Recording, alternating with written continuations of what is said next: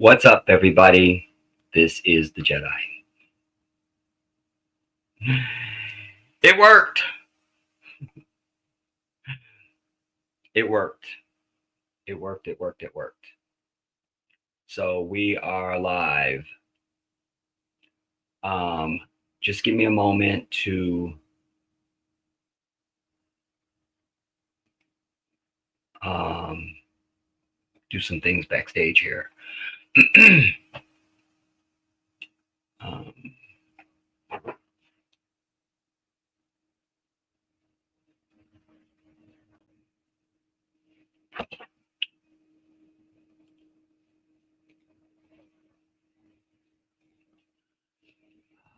I'm back because I said I would be back. I don't think we're going to make this a long one today, you guys. I say that, but y'all know me. I'm trying to do what? Oh,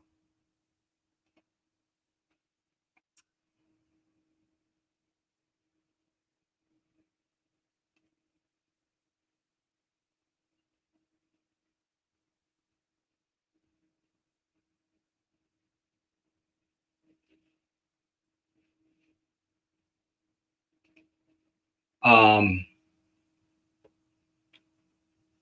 briefly while I'm stalling. Uh,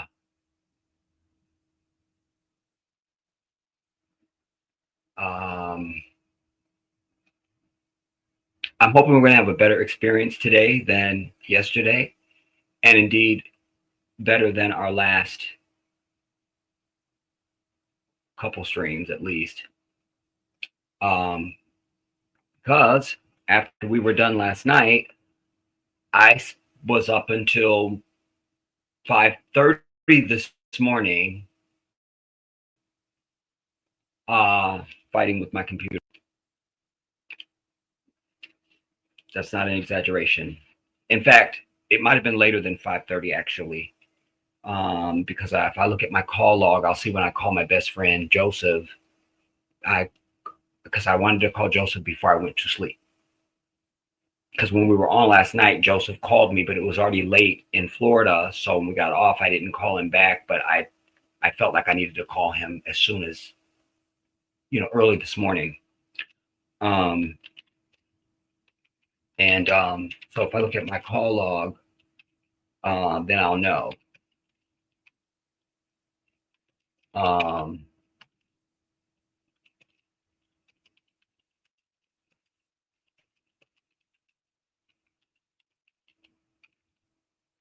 and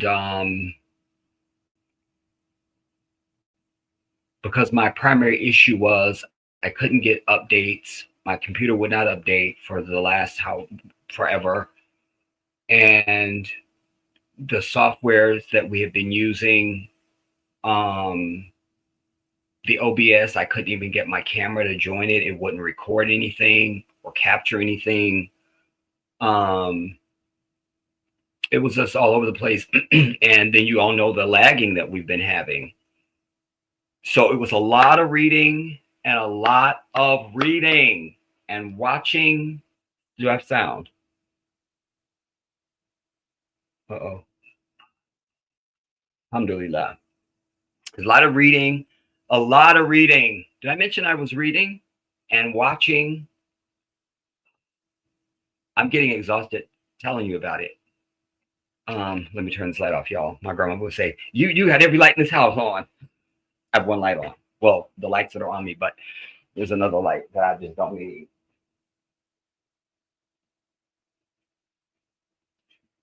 My grandmama would have a fit. She's saved me many thousands of dollars over my life, though, since I've been grown. Because her voice is in your head, that whole don't leave the refrigerator open and all that stuff. Turn the light off. Um, anyway, and I finally came across something. I'm telling you this. This is perfect to stall because I'm trying to share us out. I would love it if you would also share it out, everybody. Um, but I finally came across, led me to something where I thought I could update my Windows. And but then when you go there, you have to look for your version. And the last update was like 2022, and I couldn't find the code for that date. And I'm like, anyways, just long story short, a lot of just clicking and reading and clicking and reading and restarting the computer and doing this and doing that. I first started tinkering with my graphics card, but without being able to update the computer, I can't update the graphics card. So I don't, it's like I was just spinning myself in a circle. And copy.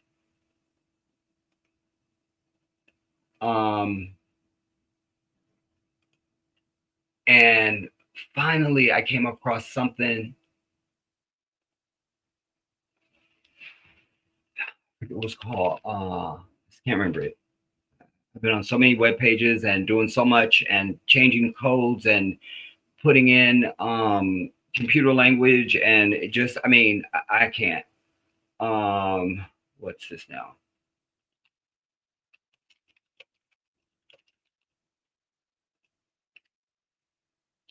And then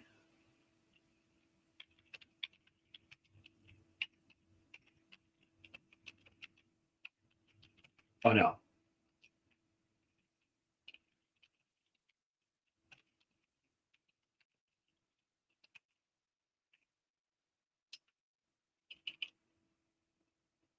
Then when it looked like I'm getting somewhere, then there was all these updates. And I don't know which ones I don't need. And in my mind, I need all of them because I don't know when the computer was updated last. Probably not since I don't know when it was updated last.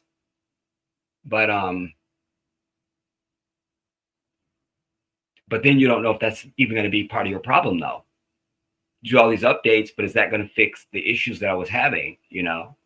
So I got the updates done, and then I went back into the graphics card because I had another little evil plan. If the updates, once I got to the updates and I was able to update, and it took forever, a lot of the computer restarting over and over again, a lot of files. It was a nightmare. We're lucky. From the moment we got off last night, everybody. From the moment we got off last night. From the moment we got off last night. From the moment.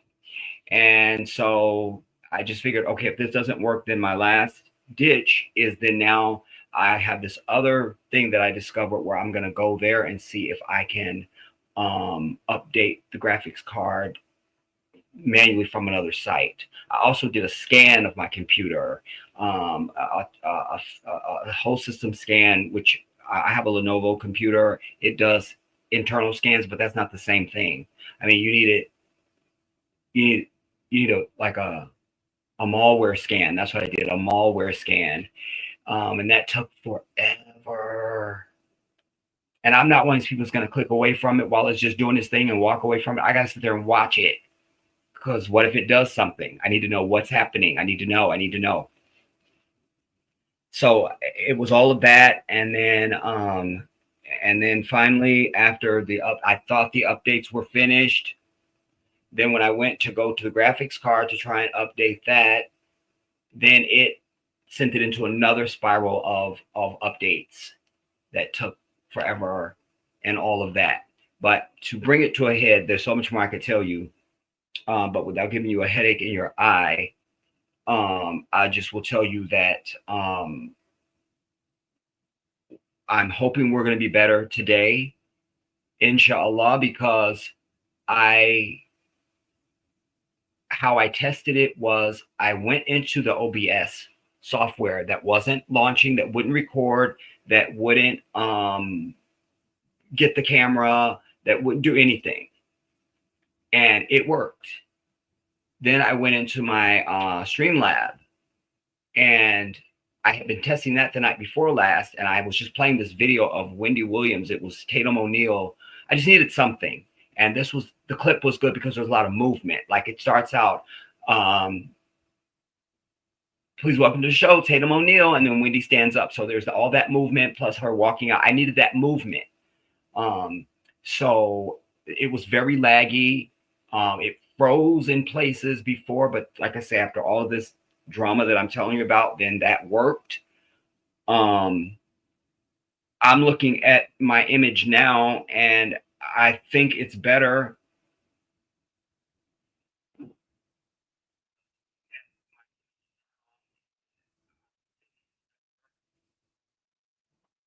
Except for who's in the image. So let's be very clear. Just the image is good, but I don't look good in it. That can't be helped. But we'll know when I start to show you clips. Because when I saw the playback from last night, that's what made me go on the spiral. I didn't even get through the stream. I started after I got myself relaxed and got laid down, and then I started. I need to watch the stream. I always watch my work anyway. I tell you guys because I need to know if I misstated something. Did I say something that wasn't right? Um, did I did I start a point and then didn't come back to it? Because my brain moves very quickly. I'm already like 10 minutes down the road, at least 5 minutes down the road of what I'm telling you at any moment. It's moving.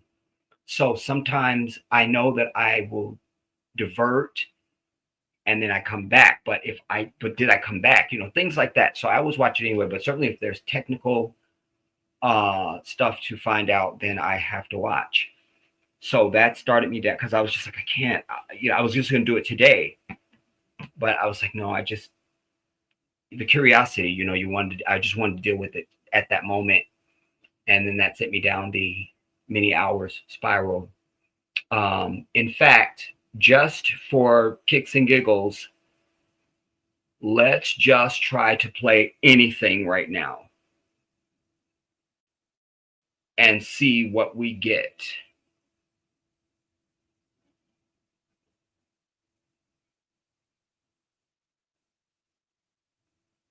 Okay, this looks interesting.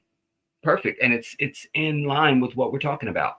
So let's go and bring you in. And then I'll come back and see who's here and shut everybody out and we'll get started.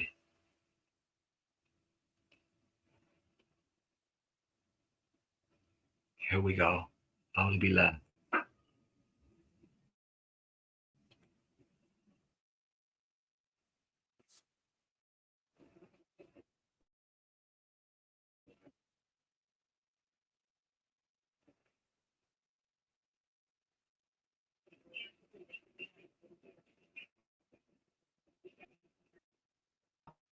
About LA.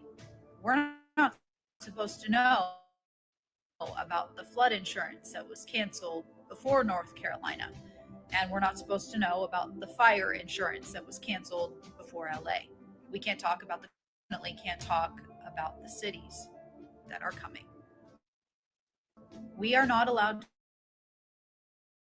to talk about what is really going on in our world. It looks so young. It's still jumpy. We can't talk about what happens in the tunnels, and we definitely can't talk about what happens every single day beneath our feet. We can't talk about what is really going on in our world. Our world is not as it seems.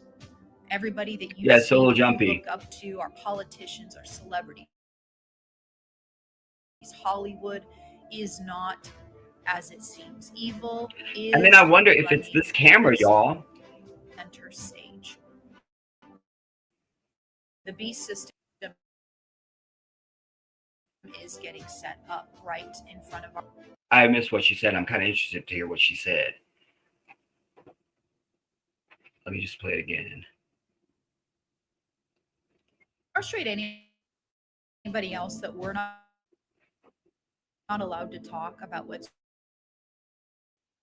Let me hear this real quickly in the other room, you guys. We're not allowed to talk about what's actually unfolding behind closed doors. We can't talk about Maui. We can't talk about North Carolina, and We're not supposed to know about the flood insurance that was canceled before North Carolina. And we're not supposed to know about the fire insurance that was canceled before LA. The cities that are coming. We are not allowed to talk about what is really going on in our world. We can't talk about the shipping containers. We can't talk about why celebrities always look so young. We can't talk about what happens in the tunnels, and we definitely can't talk about what happens every single really going on in our world. Our world is not as it So this seems. does not make me happy. Everybody that you see, that you look up. I feel like there's been some gain. Maybe I just can't identify it. um,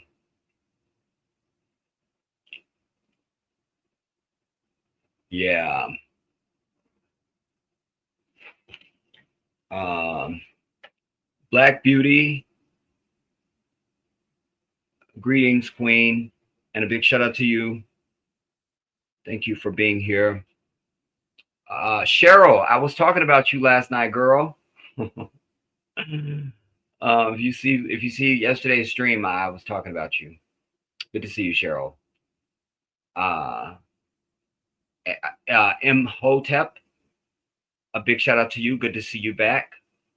And Khalifa of the Most High, salam alaikum. Good to see you, brother.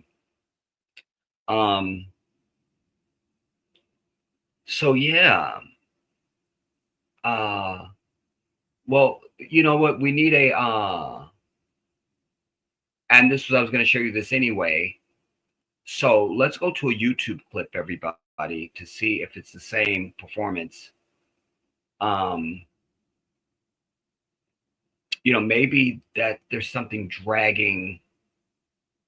In fact, let me close out. I don't accept that because my computer has always been strong and nothing drags it down. It's no problem. So I don't really know if I really accept that. But I still need a YouTube video. And I was going to show you this video anyway. This is just not how I intended to present.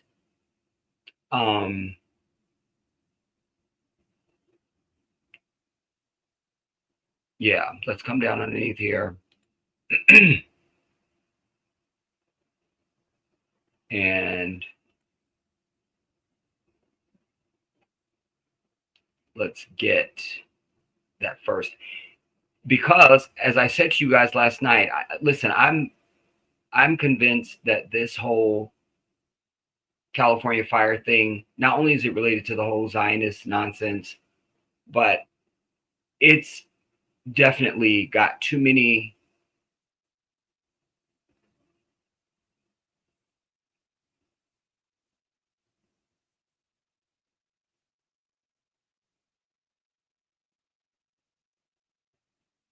what?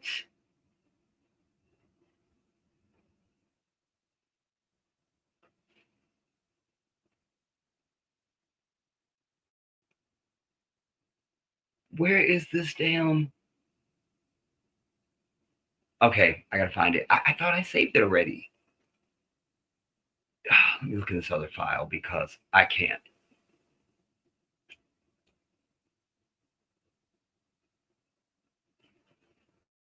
Melanin 100, I see you, Queen. Big shout out to you.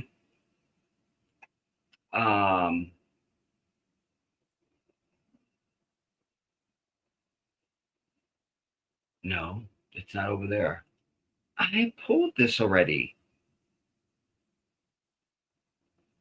Maybe I didn't go down far enough. So this should be.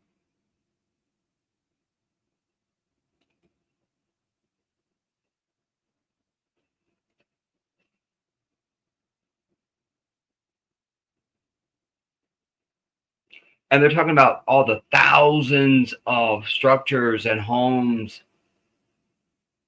that, where is this?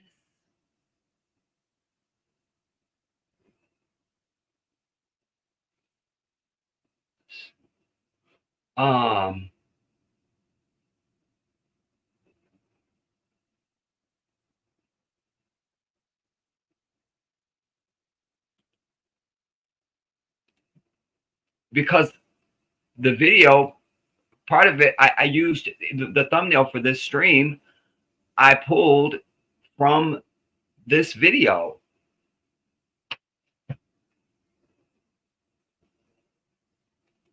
And I thought I closed this. Why is this still open? All right, it's fine. We're going to get it. We're going to get it. But we need this video because this is what I'm prosecuting. As I mentioned to you last night, how on earth is it that you have everything destroyed, but the grass is green, the trees are still green, the branches are still on the trees, bushes are still fine? You can't have that. You can't have that. And I also have a lady that I'm going to bring you that's also was saying what I'm saying. I didn't see all of what she had to say, but remember I was telling you this is some kind of new energy, something new, like maybe directed energy or something. And she seems to be on that same vein. Because that's what seems rational. You know, stuff has to make sense, dude. And so when it doesn't, then that means you have an anomaly. You have a problem.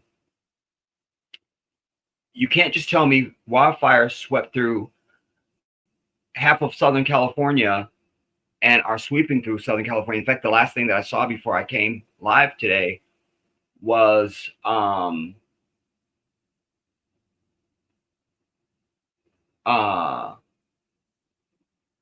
could this be it? No, that's me. They're saying now that Brentwood was threatened. I mentioned Brentwood last night when I was talking about, you know, where the money is, place to have money, you know, Malibu, Pacific Palisades. And I was saying, you know, there's some other places. And then somebody brought it to my attention that Encino was there potentially. And so I mentioned Brentwood, but I'm just saying, I want that. There's James Woods' bitch ass, but we got to stay firm. Let me get what I'm trying to get for you.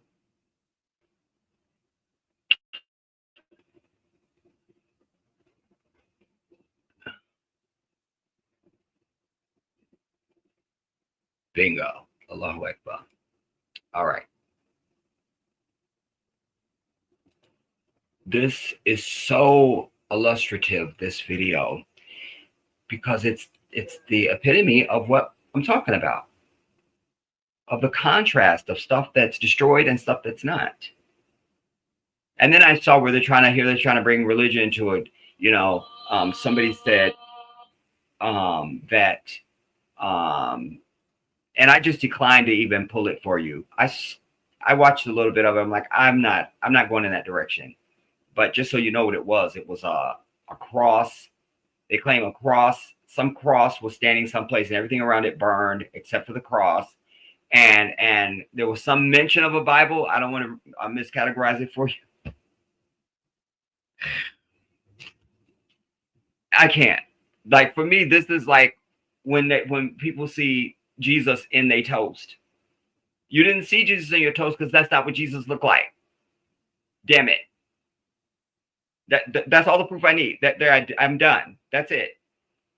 So just like that, the cross was not a part of his life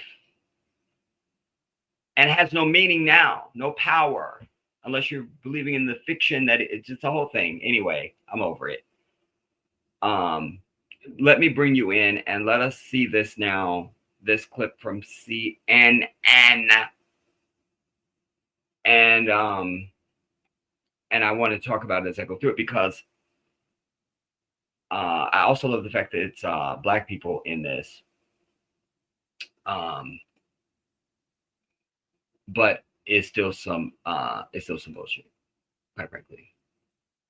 Anjanae, wallahi, I thought you up, woman. Wallahi, you were on my mind last evening.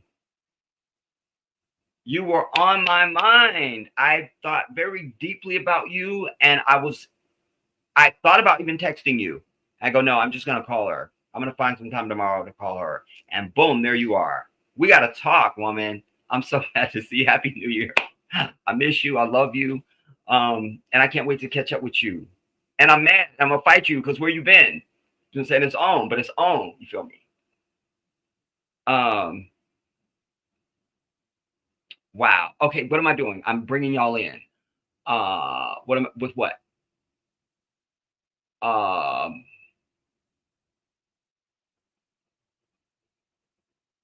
not that.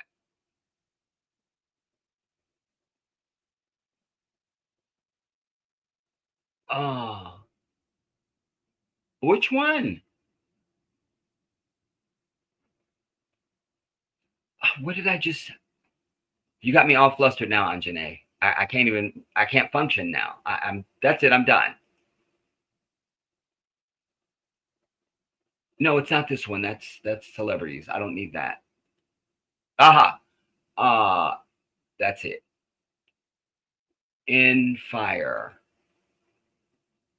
Okay. Nah. Or as my grandma would say, nah. Now let's see this. Wow, it's so good to see you, Anjane. Wow. SubhanAllah. Uh, I can hear your voice right now. And I also thought about you because I was watching your husband. I don't know if he might be your ex-husband now, Paul Kagami. Feel me? I don't know. But yeah. All right, let's see. By these fires, at least 5 now. There is nowhere left to go. CNN's Kyung Law spoke to some of the. Right over here is my kitchen. And before we go any further, you know how, when this, things happen, like, the Sandy Hook and all these other things, and people start, speculating about crisis actors and things like that. I'll just say I had a memory of that while watching this for some reason. I'm not insinuating that here, but it just came to mind for some reason, and it's a shame that we would have to think in those terms or even consider that. But what I want you to notice is here they are. They've got masks on because it's such a toxic zone. But right in the first frame here, you see right behind them nothing but perfect green grass. What I and the trees. And what's concerning is the grass is still green, and then also the uh the trees still have their branches. That would have been enough. But then they still have foliage on them that's green. You cannot have this. And right where she's pointing here, I hope you could see, you see the first front of the structure here, that what's sitting on here is burned or destroyed, but the grass right there, even the grass closest to it is green. Don't give me fire. Don't do it. And this is also important to show you guys because remember I was saying to you last evening that some of the stuff didn't look, and I didn't really have any good images last night, but I was saying some of the stuff doesn't look like it was so much burned. It looked like it was just destroyed, bombed even, but not fire damage. So see this now. And we're dragging. So there's that. My living room. Oh my God. Look, fire. Remember. So if I showed you that, that looks like something in Gaza. You expect somebody to pull somebody from under the rubble or something. This doesn't say fire. That does not say fire. It doesn't say fire. Pots and Look, pans. pots and pans, but no scorching, no smoke, no nothing, no fire, anything. Again, we're still in Gaza. And stuff right there. Oh, oh my God. This, no charring. This looks like it's a brick something, but no charring. No charring, at least. Just even charring. And then look behind them there in the distance. Green foliage, bushes here to her right, our left. These bushes over here, nothing burnt. This is not theory. We're looking at it with our own eyes. Yeah. Look. Then they show this dude. Look at where he's walking. And then there's hedges right here to his left that are perfect. No. And what he's walking through doesn't look burnt. And also, everybody, when things are burnt, listen, we've all either been in a burnt out house, I have, or you've seen burnt out house. It's burnt out. That means the shell is still there. And certainly if the shell is like any type of stone or something like this, even wood structures we've seen, the framing is still there. This is just rubble. Just rubble. This is not consistent with a fire. Do you understand? It's not consistent with to me. You tell me what you think. Look, these hedges are perfect. They're perfect. But and wait. Hey. Here comes the coup de grace. 25 years I've been here. Easy, 25. You see, even these little palms that are behind him, they're green. But we have a house that we're being told was burnt down. And then look here. You see there's a tree here in what looks like the middle of the house, we'll just say. Right here. Can you see my cursor? Can we see my cursor? You see what I'm talking about? Right between them, there's a tree. How's it there? How? 5. Gone. Less than 3 hours.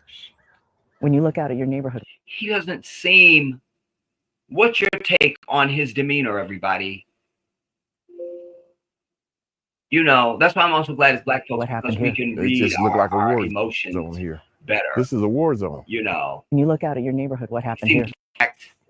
Gone. Look, even where they're standing, I guess we're to believe there, because those look like those, those little miniature columns that you have like to an entrance to a property, and they have like lights on top of them, where his hands are. So that's gone, but no damage to the stone structure. They're not even charring.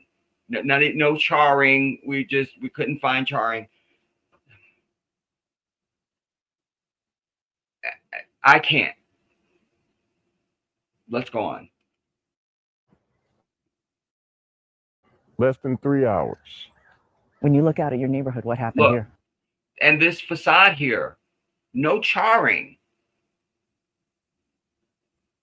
If they didn't put this big ass banner on the screen, and I just brought you into a room and took a blindfold off you, and you just had just a pure picture without the CNN bullcrap on it, and I go, what's that?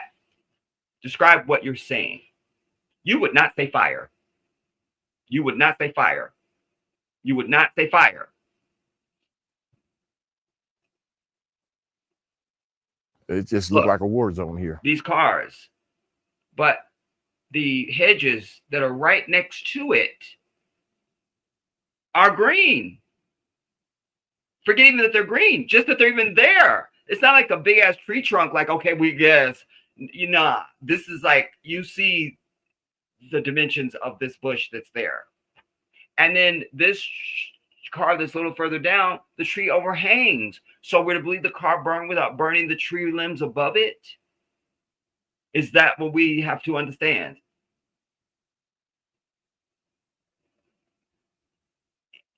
Something is not right about this, everybody. This is not at the very least, this is not just a fire. This is a war zone. Look just like a war zone.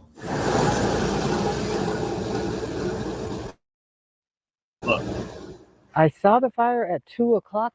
look. So you got a little bit of facade still standing. I don't know if I'm even going to call this charring right here in front of us.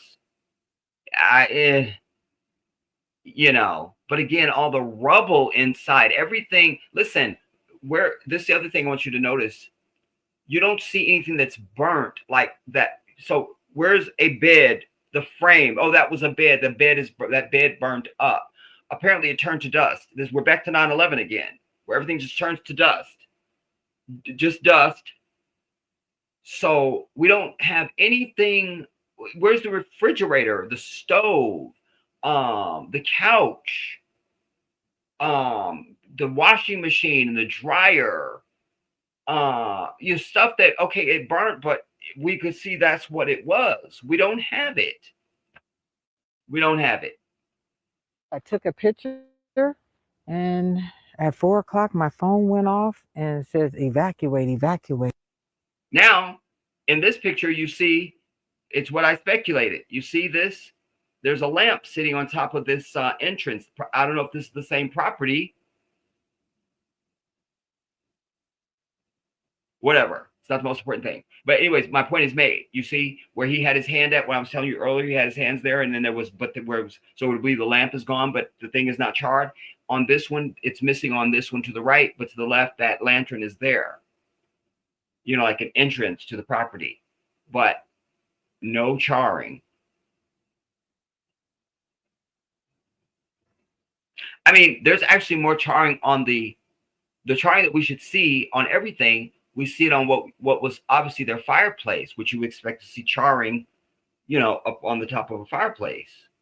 So where's the charring, and where's any identification of any items that were in the home? They're just giving you somewhat facade around the edges and then total destruction inside of stuff you can't even decipher what it was. Nah, dude. And that's what we did. Let me see what sound levels are on the clip, everybody. Just quickly. No. Damn it. I'll be up another 2 days trying to fix this. But again, here they come back through here, and you see the hedges here are perfect. So I'm assuming this husband and wife, because that's where he just finished walking at. I guess they are a couple. Why were they never shown together?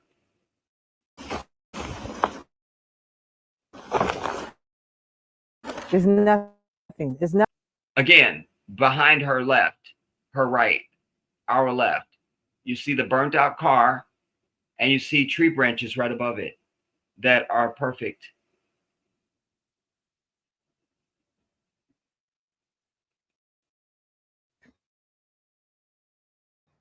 There's nothing. Things that Look, I'm assuming this was their security screen door. Where is the charring? And if that security screen door survived for us to see, oh, that looks like it was a security screen door. Where is the stove? Where is the refrigerator? Where's the washer and dryer? Where's the beds?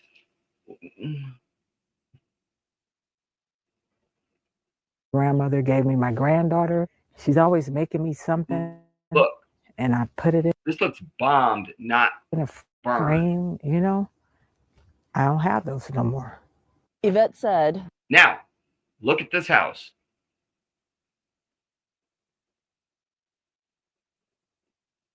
Listen, there's some things that just have to happen, everybody. Because in a fire, you have embers.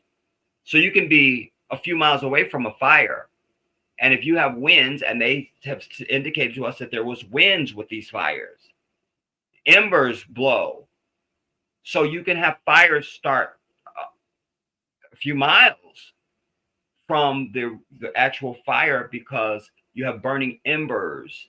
Like I shared with you last evening, that year that I was, Joseph had come out here to visit, and I was going to fly back, and we had the debacle Ontario Airport. So now they're going to bus us to LAX, and it's the whole nightmare. And so, but when I was driving home, embers, because California was on fire then, embers were literally coming down on the freeway. Embers. You understand? So we're to believe now that all the destruction of the house we just saw, and there's others around it, and across the street, all of it, the entire neighborhood, but not even embers got the roof, or even these hedges that are back here perfect, or even these ones that are in front of the house. I don't believe you. I don't. Let's go on. That this guy's house was touched by God. It had to be. Hey, look, it was touched by God. No. Because it sure didn't burn. Look, and the dividing hedges didn't burn. But if his house is touched by God, what happened to the rest of the neighborhood? God didn't. Look, and this whole row of hedges behind her, nothing. Are you understanding what I'm telling you? What you're seeing?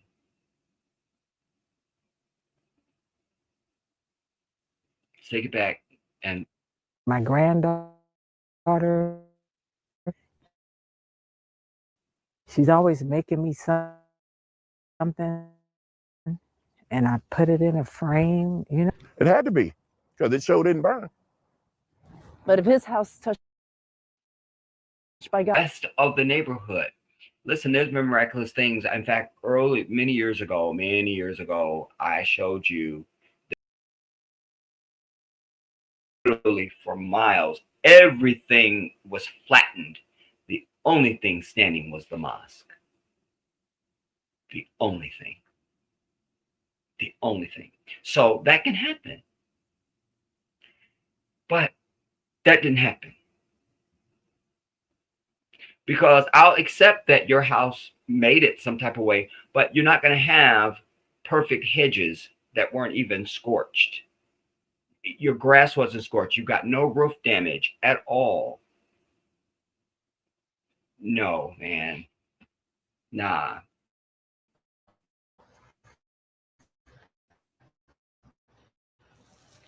There it shows it right now. But I'm going to now, okay, I guess they had more than two of these. Because see, he's back at that same pillar. So I guess the one that has the light on it is behind her. Yeah, haha. Now we have full perspective. You see it there in the far left of the image.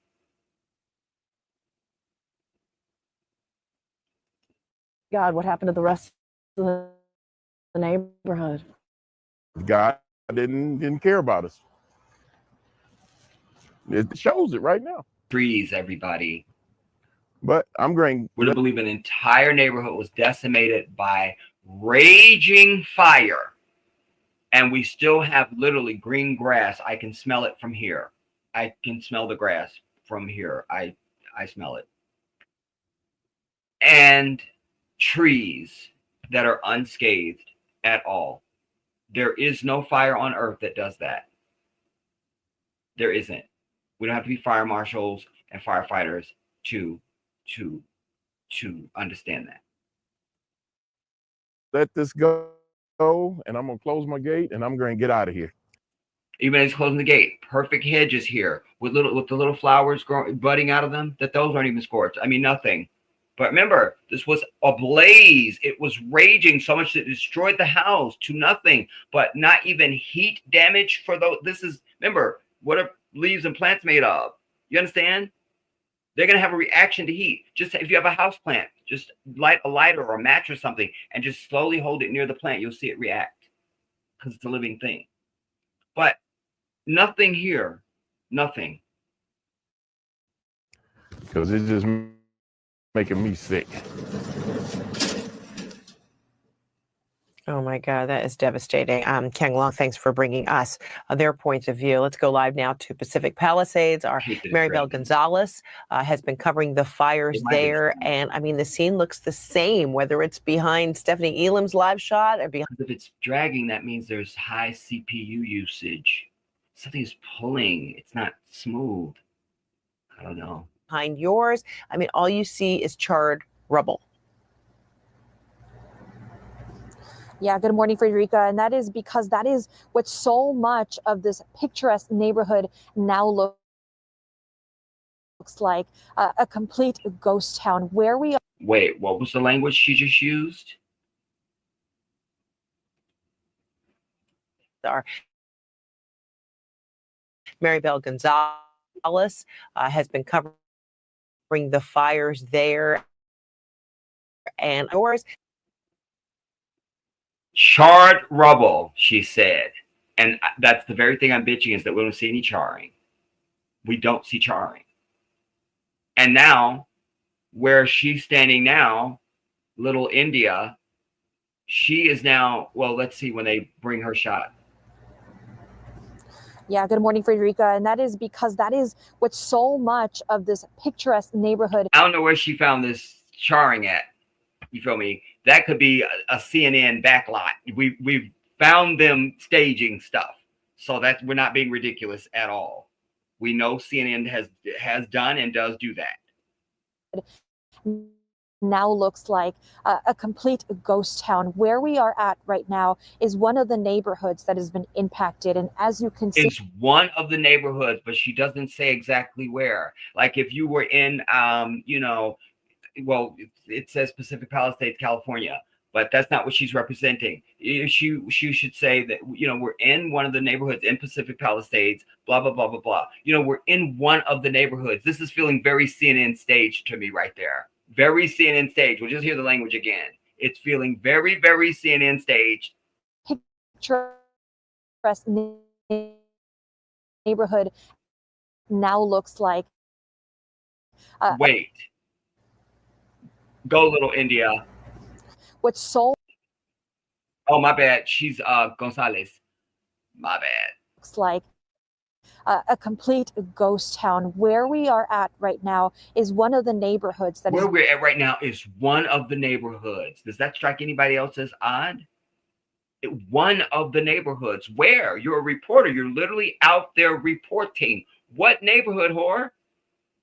I can't. Has been impacted. And as you can see, this where we're standing used to be somebody's home. All that remains. This where we're standing used to be somebody's home. And now I'm sorry, I cut her off. All that's remaining is what, Gonzalez? Right now are ashes, debris, rubble. Standing is the entranceway, what appears to be a steel beam entranceway, and a chimney in the background. This scene repeated blocks and blocks into this neighborhood in the downtown area as well. And we know that hundreds of thousands of people right now are under evacuation orders or warnings. And for the people that had to leave, they can't go back home. But when they do, this is what so many of them are facing.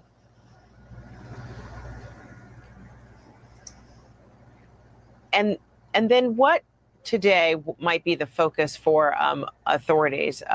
We know that law enforcement is also fanning out to several communities because people are, sadly, they are looting some of these properties. So what's happening in that area where you are? Yeah, we did hear that there were at least 20 people arrested for looting. The city has imposed a curfew. I told you about that. I alluded to it last night. They're trying to enter this looting narrative now, to really protract and confuse the story, to give it that ire of wasteland. Think about any movie of destruction. It's like the destruction and there's looting and there's alarms going off in the background and stuff like that. So this looting thing is to add the ire of that, and when they say the looting, they're not saying where. Is it businesses? Is it homes? Where, Heffa? they're not saying, they just, and that proves my point. They just want to give you this ire. Ooh, there's looting going on. So that anybody outside of California, not just outside of California, just anybody outside of the targeted area, we're going to call it, just gets this idea of just, oh, it's the end of the world. We'll just hear that pickups into that again. Several communities because people are, I mean, sadly, they are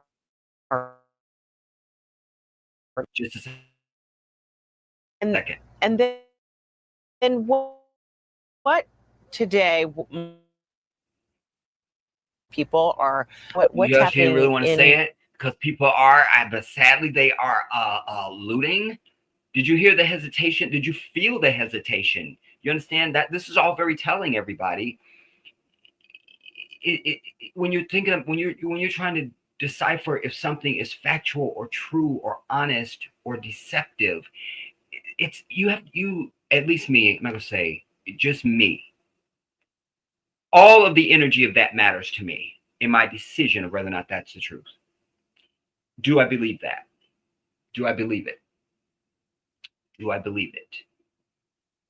And I don't just like sit here, like if you put out a fly stick, you're waiting for a fly to, you put the stick out, so you're waiting for a fly to catch a fly. It's not even that. It's just like it becomes like I'm just being me, not expecting, not insinuating anything, and I know it if I feel it or hear it.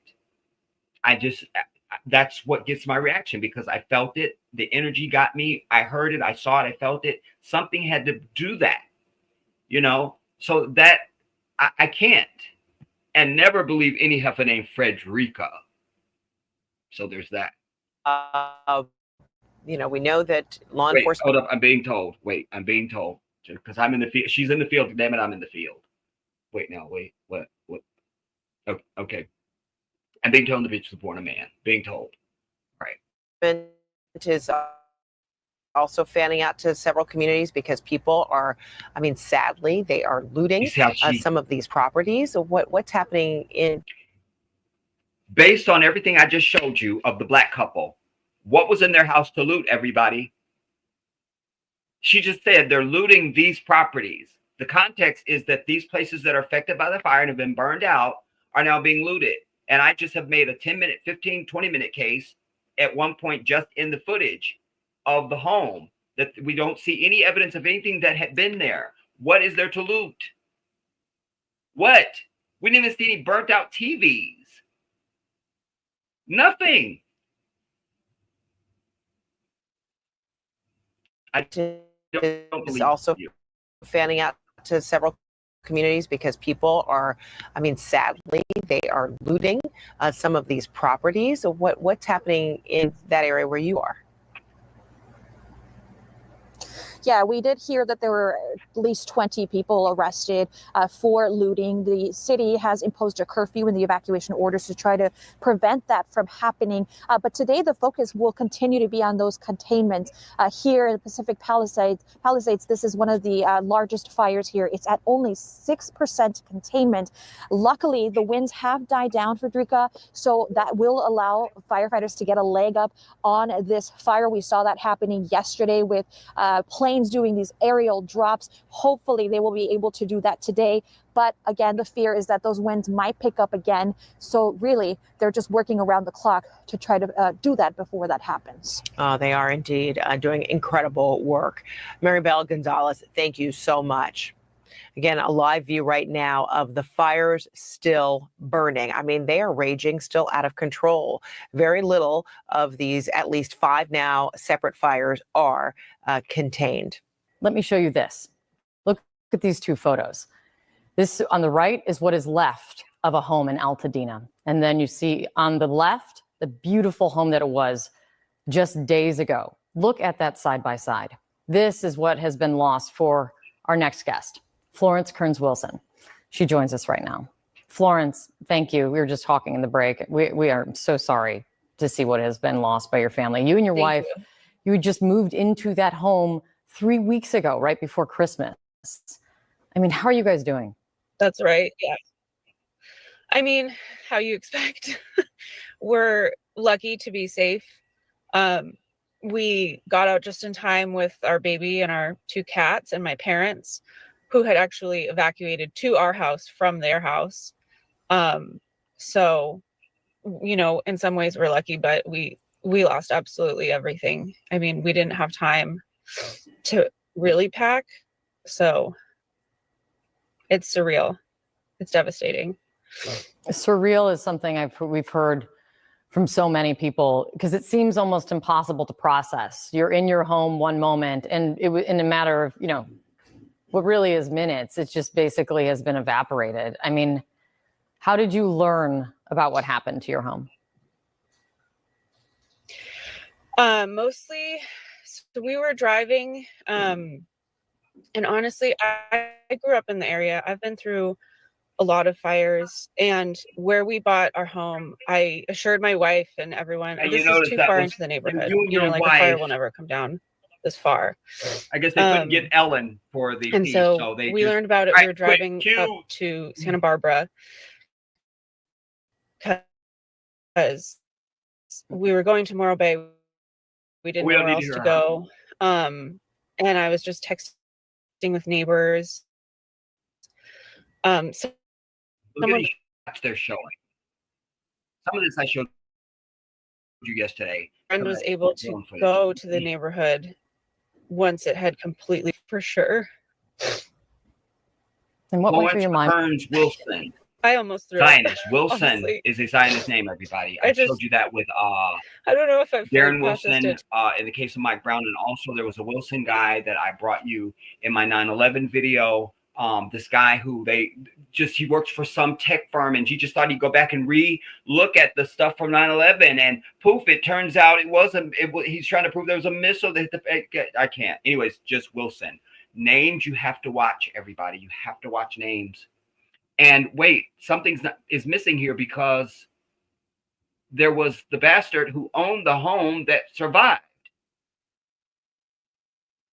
Where's he at? And he just couldn't believe that his house was spared. He just couldn't live with it.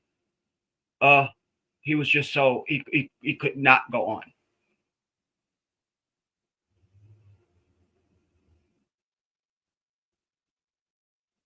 Okay, we're done with her.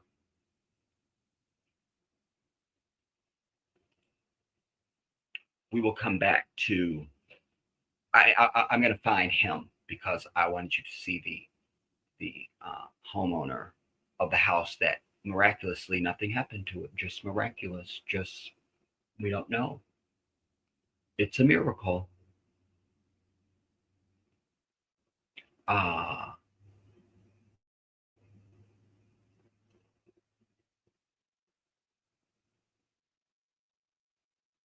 It was on CNN. It was that same story. Where is it? Did they edit him out? This is the same story, y'all. I'm promising you.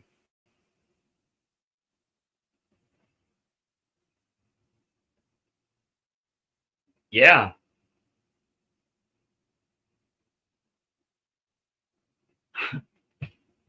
I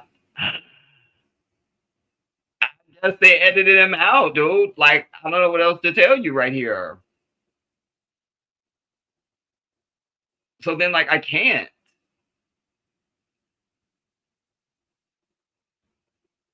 Let me try to go back.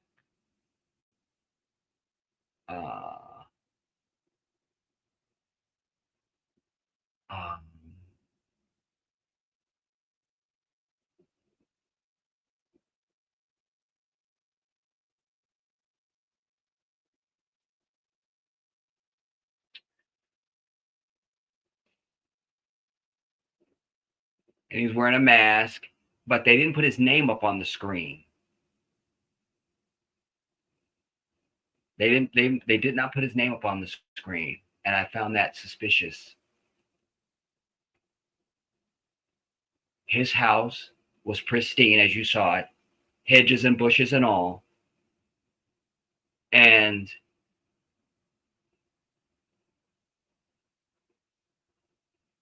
and they don't put his name up on the screen. They put up the lesbian chick I just showed you. The black couple, they put their name up. But this guy, no name. And his house is the one that survived. But his name is not up on the screen. It's worth just that alone to find that damn clip for you. Just that alone. But I don't know how now, because it was in that clip. And now it's not.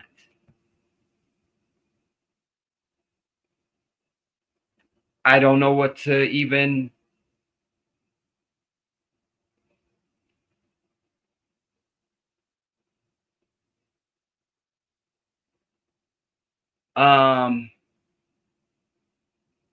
Yeah, I don't know. I wasn't in that clip, y'all. I don't know what to tell you. I don't. So I want to move to our next piece that I wanted to share with you. Damn it, why isn't that in that clip?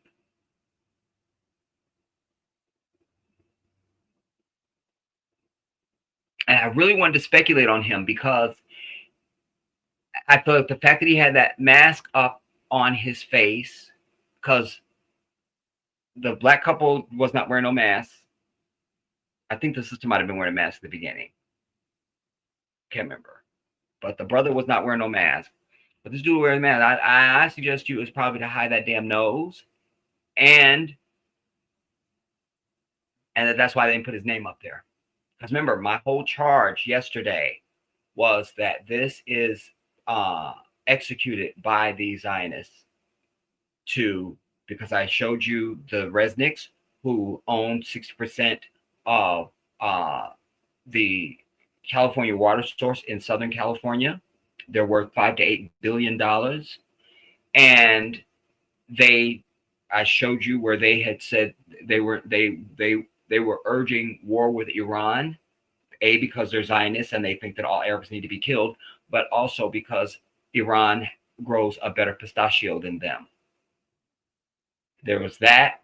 And so the water, my whole opening piece was that water that was so essential.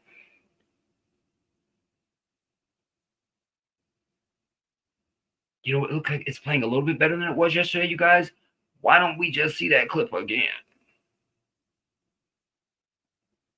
Yeah. I think we're doing it. Yeah, I think we're doing it.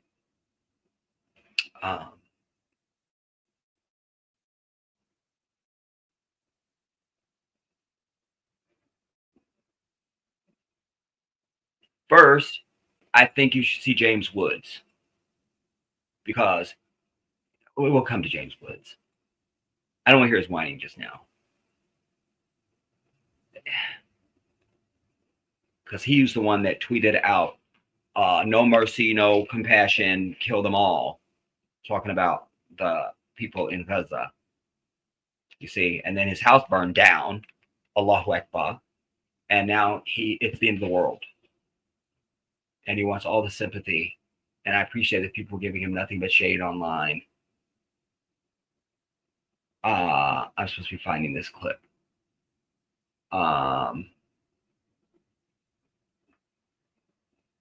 To show you this lady. But before that, I also pull this. You got to see this, everybody. Because remember, there's a Zionist component to this, the so-called terror attack in New Orleans, and the shit in Vegas. And then I wasn't aware that there was also some other mass shootings that went on over New Year's Eve. I don't know where my clips are going. I pulled something else for you guys, man. And I don't see it in the list either.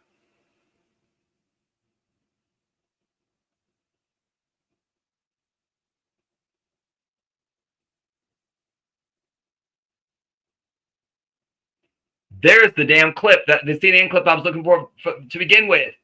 It doesn't have a CNN thing on it. So maybe I should.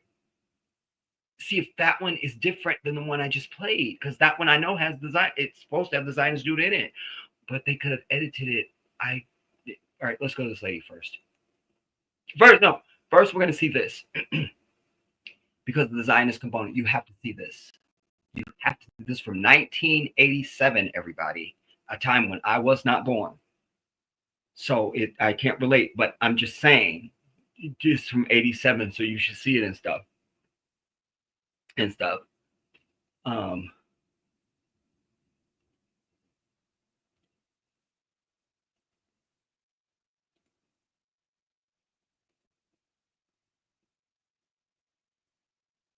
I told you I'm finally turning 25 next month. Finally.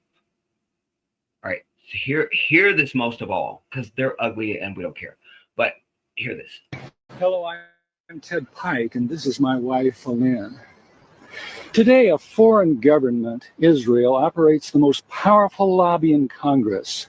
This is AIPAC, the American Israel Public Affairs Committee. Through control of Congress, Israel demands and gets nearly $5 billion annually. No elected official dares criticize Israel for fear the Jewish lobby will accuse him of anti-Semitism, the kiss of death for any politician. The president also knows what Israel wants, Israel gets. To act otherwise is political suicide. The mass media, founded and controlled primarily by Jews, manipulates the spigot of information out of which Heartland America drinks. The message of this contaminated source is, if you criticize Israel, you are anti-Semitic. Be safe, keep your head down, or you are fair game for being knocked off by the Zionist shooting gallery. As a result, our president and elected officials are slaves to political correctness when it comes to Jews and Israel. They cannot seriously criticize Israel, especially as the source of Mideast strife and terrorism. They cannot suggest an end of aid to Israel. They cannot even protest Zionist control of Congress.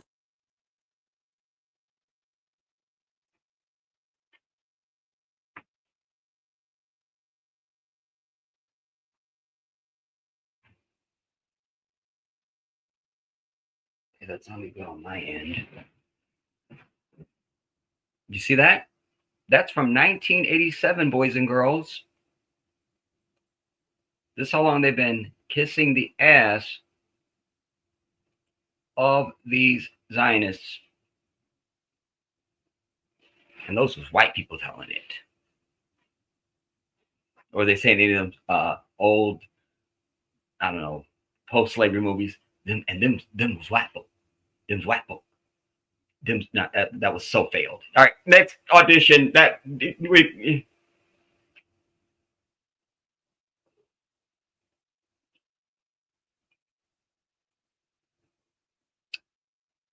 Now. Oh, haha. This is also Jermaine. I pulled this for you because this is perfect. I knew about this procedure that goes on in the UAE, United Arab Emirates. And one would wonder, well, why aren't they doing that here? If it's really an organic wildfire and we want to fight with everything we've got, well, we're going to put up the stops here, Bob, until we're not. See this. I thought, this is brilliant. You have to see this. Mira. Go. Is it going to rain in Dubai today? Just so I know. I have to drive back from Abu Dhabi to Dubai. No. It's not raining. It's a sunny day. The UAE government invested more than $20 million in research to start a process called cloud seeding. Cloud seeding, boys and girls. Cloud seeding. Well, I wonder what that could be. But we'll just listen. The UAE performs around 1,000 hours of cloud seeding a year, and it's all controlled by this building in the National Center of Meteorology in Abu Dhabi, where they track the whole process. We met with a cloud seeding expert. It's random, but was she trying to get fashion right there? Did you see the stand? The forecast when we have good. Did you see how she was standing? Controlled by this building Look, in the National Center. Is this how we stand to report on cloud seeding? Or is she in the fall, summer, Versace, come on. Center of Meteorology in Abu Dhabi, where they track the Look. whole. She's giving us the heel and everything. Like is this a report or a fashion show? All right, shut up, Jedi. All right, go back. Cloud seeding. The UAE performs around 1,000 hours of cloud seeding a year, and it's all controlled by this building in the National Center of Meteorology in Abu Dhabi, where they track the whole process. We met with a cloud seeding expert to explain how the seeding process works. We wait the forecast when we have a good, chance for a cloud. We send the aircraft to that location. Go under the cloud. In the first stage of the cloud, there is good updraft at that time. Start to release all the salt, and with the good updraft, of course, it will go inside the cloud. The droplets will become bigger and start to rain. The center manufactures a salt substance that helps enhance rainfall. They put them in what they call flares. Is it going to rain in Dubai today? Just so I know. I have to drive back from Abu Dhabi. You see that? But California's on fire. No cloud seeding. I think that lady is next. There she is. This is who I wanted to. Wait. That I heard. The audio is bad on the clip, so do what you need to do. Now, this is kind of out there, but it's not out there. Just hear it. That I heard in this meeting. It's very diabolical. All the perpetrators of this event are here. They're building up from a planned disaster by the use of directed energy weapons, which you can hear that interview in full by Googling. Directed energy weapons, she said. Go back. It's very diabolical. All the perpetrators of this event are here.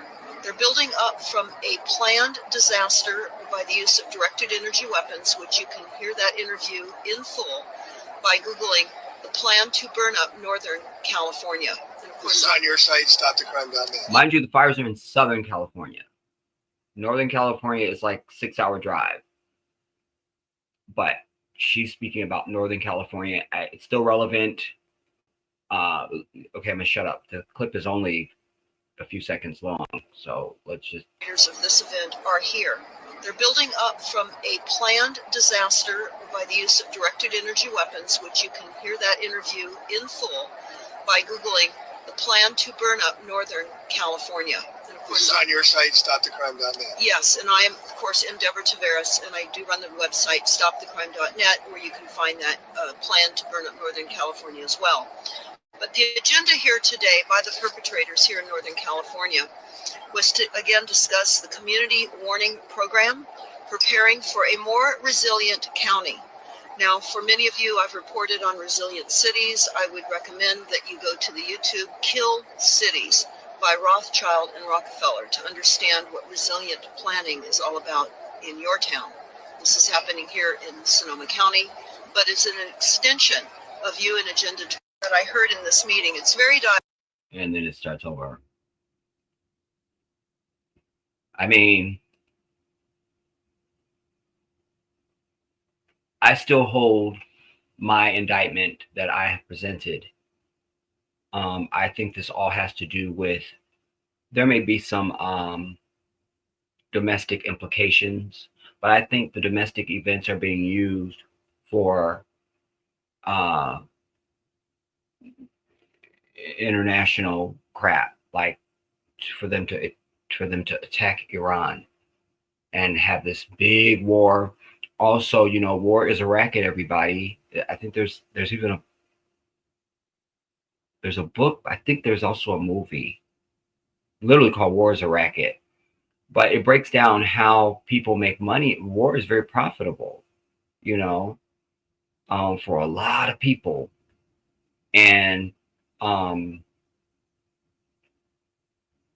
you know, so there's that component, you know, the money end of it, but they want it because that's what Israel wants. And as the people from 1987 told you, whatever Israel wants, Israel gets. You know, that's what they want. Like I say, is there some domestic implications? Yeah. I don't know what they are. I just know that domestic stuff is being used for non-domestic gains. You know, I'm interested to see if even this inauguration is going to go off without a hitch. I'm just interested to see it. You know, the only reason why I was even interested to watch it to see how many people show up on the National Mall. Because you remember last time he was trying to say that he had the largest inauguration in the history of inaugurations, which was such a blatant lie. It was beyond a lie. And then I just heard him say, I don't know, either when the wee hours or something or earlier, that for decades and decades he went without a war, like and no other president's ever done it. Your bitch ass was only president for 4 years. That's not decades and decades. And they were clapping.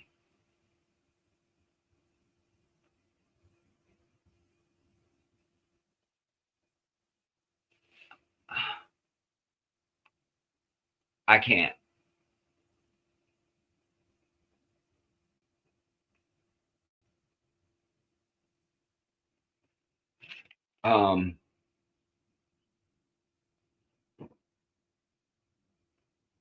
Brandon Smith, you say Moses West has the answer to all this years ago. He produced machines that produce water from thin air. Yes, I brought several videos on him. And they attacked his machines. You say Nazi I short for National Zionist. Nazi ID, short for National Zionist. Just found and saved this clip. What is it? Tell me what the clip is, Brandon. I'll pull it up and share it. I'll play it. Hey, Andrea. Of course. I don't even want to know what you're doing on a Saturday.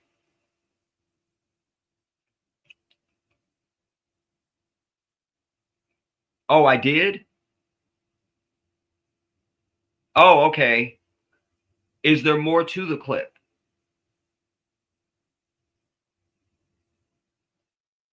Or is that all there was?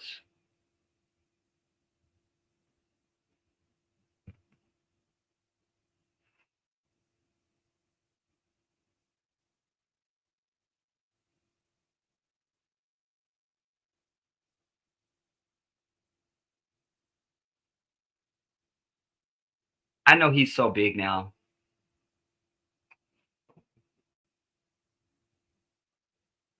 Okay, perfect, Brandon. Yes, I'd love to have that.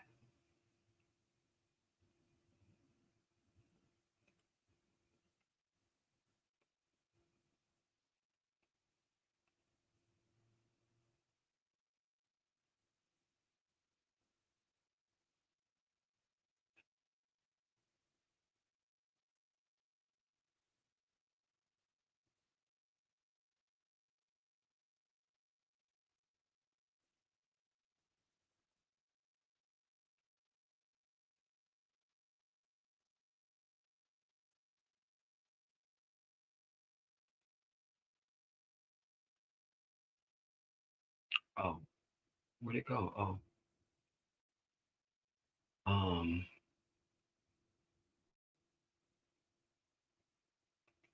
Now, just for kicks and giggles, this is just a very short clip. We don't really need it. I thought I would just add it because Nelson, remember, he's supposed to be so anti-Semitic, and they wanted nothing to do with them and all of it. But he was able to come back and make Passion of the Christ and some other movies. You see, and now here he is up on Fox insinuating. Been doing that a while. California has a lot of. The audio on this is really low, y'all. At least on my end. I don't know what you're experiencing. But just try and hear this. It's very short. It's like 40 seconds. Well, I know they were messing with the water. letting reserves go for one reason or another. He said, I know they're messing with the water, letting reserves go. Well, you know, I know they were messing with the water, letting reserves go for one reason or another. They've been doing that a while. California has a lot of problems that sort of baffle the mind as far as why they do things. And then in the events like this, you sort of look, oh, is it on purpose? Which it's an insane thing to think. But one begins to ponder whether or not there is a purpose in mind. What could it be? You know, I don't know. Do they want the state empty? I don't know. Well, you know. Interesting. I know they were messing with the water,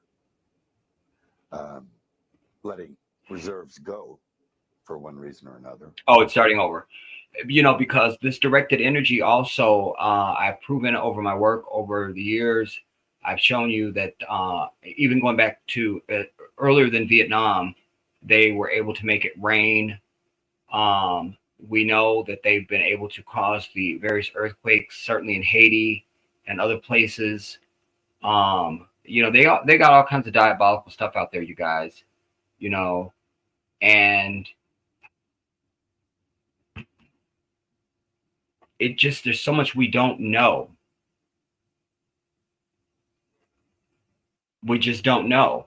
We don't really know. This is one of the things that makes me sick, and why it's one of the many thousands or millions of reasons why I carry so much anger and venom all the time, because I'm aware.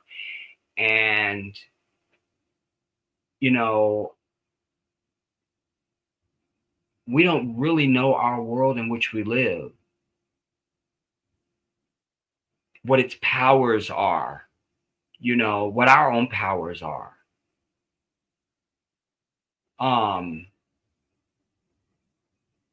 But also, speaking of this directed energy stuff, you know, it's kind of hard to direct energy on a spinning ball, everybody. And as you all know, I hold that we're not on a damn spinning ball at all. There's mountains of evidence to prove that. And you know, there was a case a few years ago. There was a guy, he stole, I don't know, did he steal money? I don't know what it was. It was some big deal. But he ended up going scot-free when it was all, well, after they caught him and everything, because they use some technology that they have. They can pass like your apartment complex or your condo complex or a neighborhood and scan every phone in there. And this is how they had gotten this, whatever this evidence was on him. I feel like it was called Pegasus or something. I can't remember. Don't hold me to that. But it was a legal technicality that they couldn't use that because it violated some constitutional right. And he went scot-free. It's a real story. It's a real thing. I remember the parameters of it. I can't give you the specifics as well because it's so far from me now.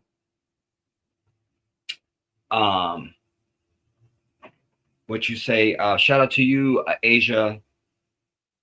Yeah, you say nope, not on spinning ball.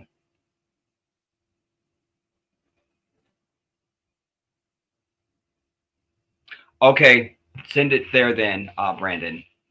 I'll open that up now.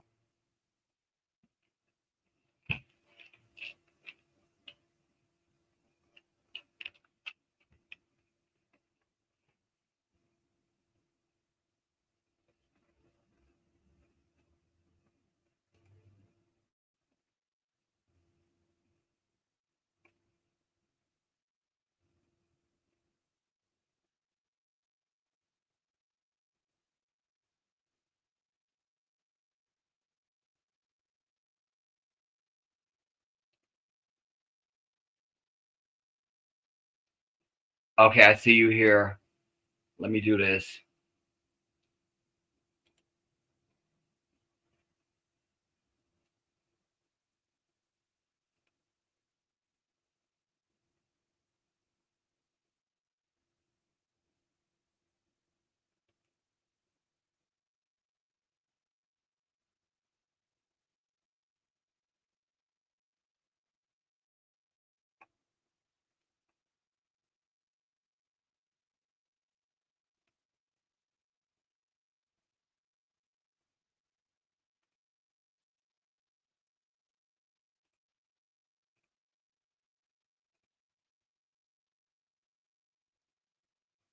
Oh,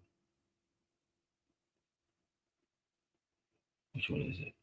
Just the regular one.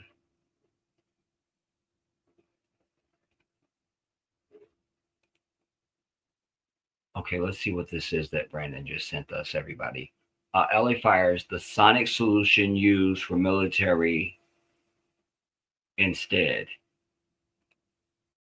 Acoustic weapon was used against protesters in Pittsburgh. It uses really focused sound to irritate and possibly do effectively extinguish a fire. Yeah, the weapon works by using geometry to create a very specific wave pattern. It creates this wave pattern where multiple waves interact to amplify each other. That's the red wave. Vibrating at the same time, it creates a pattern. Constructive interference has very high waves, very low troughs. Destructive is when two equal waves meet and cancel each other out. The weapon exploits this phenomenon, and according to the CEO of the company, we sell those to the military presently for about $70,000, and they're fire and spreads it quicker. That's what's happening in California right now. The cool thing about the sonic extinguisher is it actually suffocates the flame. In this example, the speaker creates high pressure lighter lines and low pressure dark lines, just like the water but in air. Interrupting the flow of air cuts off fuel to the fire. This guy did it with a subwoofer and a car battery. As little as 120 watts can effectively extinguish the flame. Now California is different and water is very effective, but California's been going through a drought. There's also a ton of plants that are naturally resistant to fire, like the pineapple and the sequoia. That's why their branches are so high. The bark on the sequoia can also be up to 2 feet thick. But due to extensive logging in the 18 and 1900s, 95% of the old growth sequoias are gone. Now add a massive budget cut to your fire department and lose all of your insurance. This is California. Suggestion, tweak these. Give them to the firefighters, homeowners, and forest dudes. Since they save so much money dropping the policy, and actually help people if that doesn't hurt the bottom line too much. Our brothers, sisters, family in Cali, please stay. In 2009, an acoustic weapon was used against protesters. Wow. Now we saw the sound thing back, even going back to Ferguson, and I feel like I knew about that technology even going back before that. But this fire thing it's new, you know, and that fits right with my hypothesis. I've been telling you this is something new, it's something new. Like that's the only word I can come up with. It's something new. It's something new. We don't know. It's new. And I think that's it. Thank you so much for this, Brandon. That's perfect. Wow.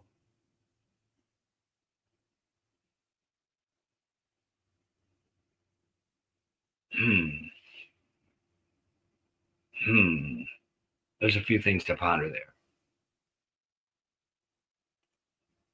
Wow.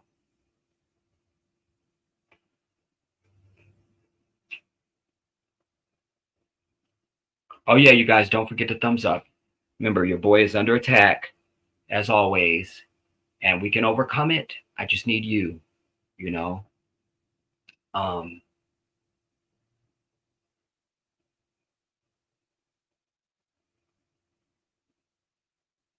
Thank you. I appreciate you. Thank you, Brandon. That was perfect timing and everything. That was so perfect. And it really adds a really good nuance to our discussion. It also provides fuel for thought and interrogation of this event you know,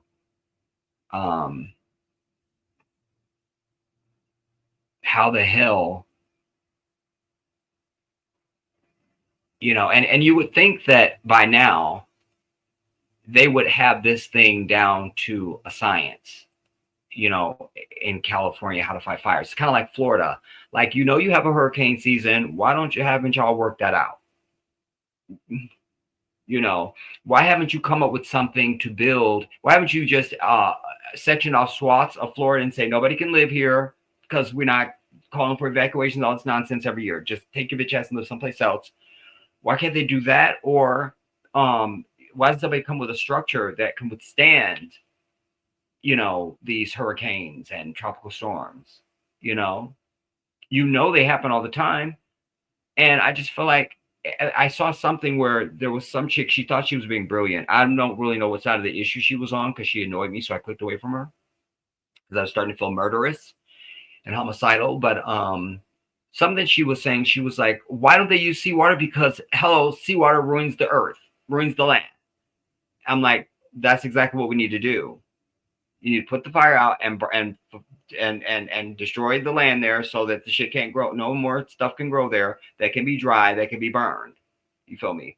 But that's the other thing that makes this interesting, everybody. You think back now, if you go back to some of our previous fires in California, it was it's burned so many thousands of acres of land. We could understand that because it's land, it's foliage, it's grass, it's leaves, it's trees, you know, bushes and stuff. This is not that. This is everything but that is what we've shown. Nope. If you're grass and trees and bushes, you are totally safe. You don't need to do anything. But if you're a house, then you look like a bomb hit it. I mean, it just does not add up. It does not add up. Now, I told you guys last evening also that I had a picture of this truck in the New Orleans alleged terror attack. Ooh. And I said to you, I have a picture that shows that truck had no engine in it. I'm going to show you that picture now, inshallah.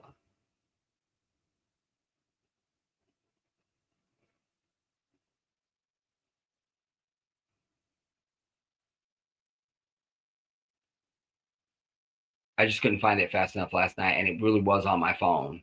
I'm over it. So I had to send it to my computer.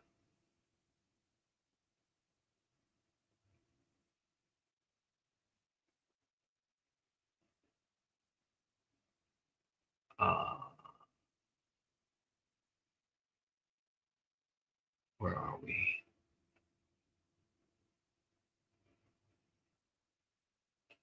Hopefully it did it as just a regular picture and not as a file.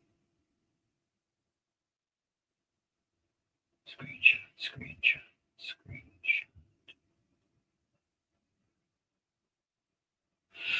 Excuse me.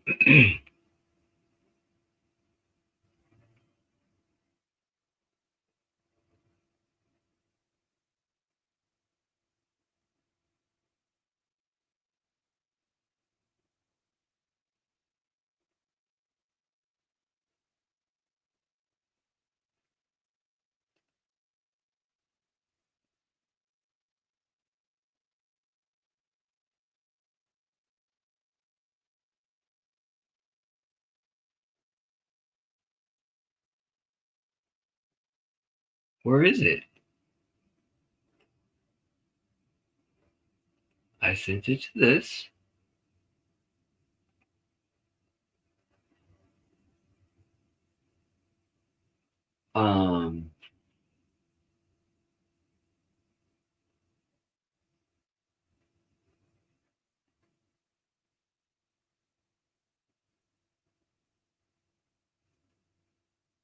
Maybe it's not in alphabetical order.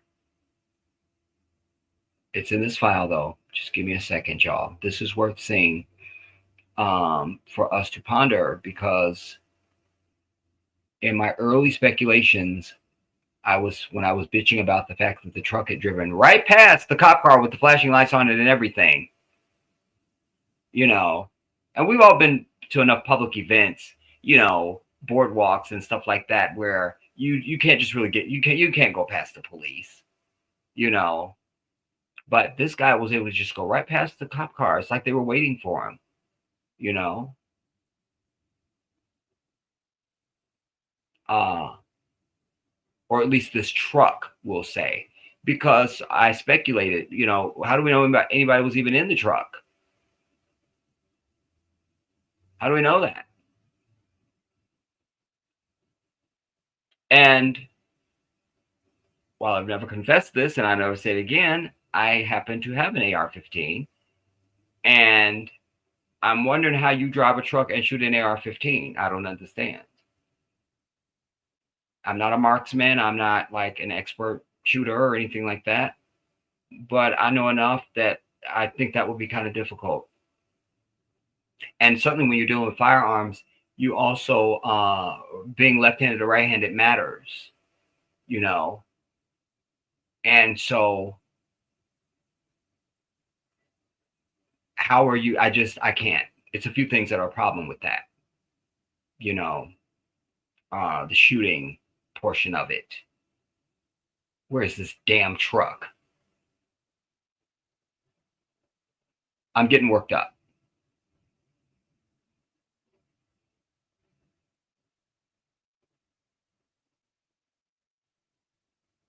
I'm not going to abandon it today. We're going to find this truck.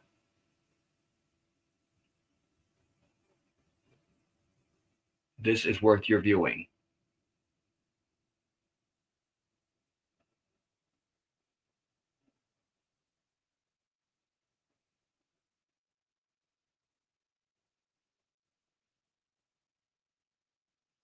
Oh.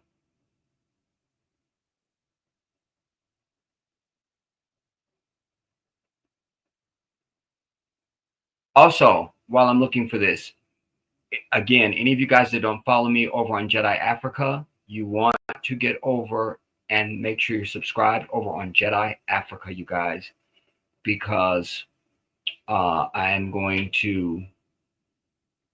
been trying to, and I am stepping up my what I'm producing over there on that channel. And you need to know the things that I'm presenting over there, because Africa, whether you know it or not, or it doesn't matter. Like, the world is moving along without you, you know, so you need to know what's happening. And Africa is and is about to play a major role. Like, things are shifting. There's a changing of the guard, everybody. And I just pray that we all can live to see it.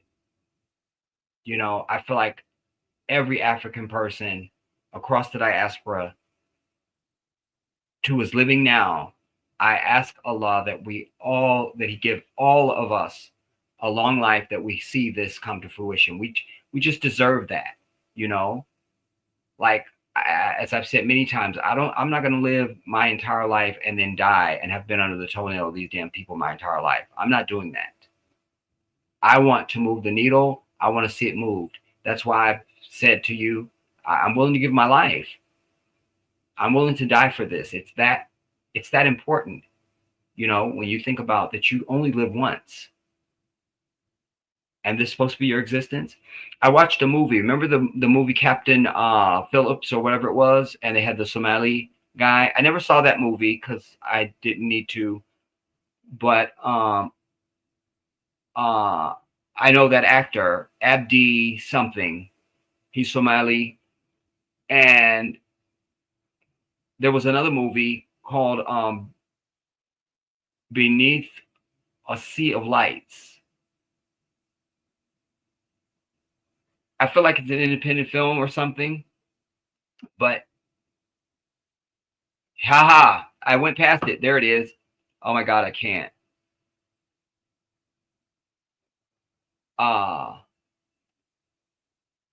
Anyways, in this movie, without giving the whole thing, but one of the things he says at one point in this movie, he was like, because he works this job doing billboards, and he's there from Somalia. His mother is sick back in Somalia, so he's in Dubai or somewhere in the UAE working, sending money back for her medical everything. And at one point in the movie, he says to one of the other characters, like, the guy's like, "Did you want fancy stuff type stuff?" He's like, "I don't really want it. I just want to know what it's like to have it." Like, he's not gonna covet it really. He just wants to what's it like to what is that like, And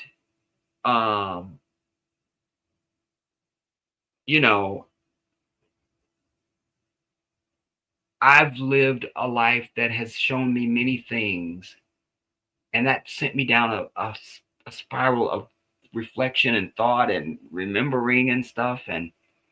But you can be anywhere, and the person standing or sitting right next to you, total stranger, doesn't matter, is having a totally different existence than you in that moment or in life in general or that day,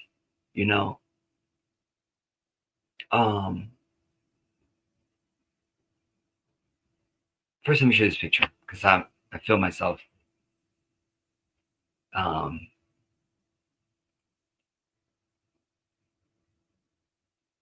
percent.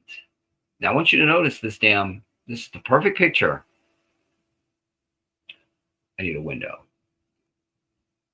This window. Bingo. Now, check this out, boys and girls. Where's the engine, everybody? Just like to know where it is. Is it F-150? Just like to know, because I don't want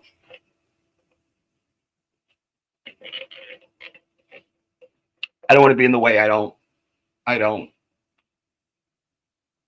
Where's the engine? Huh? Where's the engine, everybody? And I don't know if this is supposed to be insinuating anything here for dramatic effect, but that means nothing. And I'm just now noticing the tire. Looks like the tire is kind of, when the tire is like old and blown off the rim. How would it get that way just going down an alleyway when this is a brand new rented F-150 truck? Somebody tell me that. I'd like that answer. We're just going to need it. But where is the engine, everybody? But where is it? Huh? Are they making trucks and cars now that you don't need an engine at all? Is there something I don't know? Is there? Well, let's just find out. Is there an electric F-150? Because maybe there is.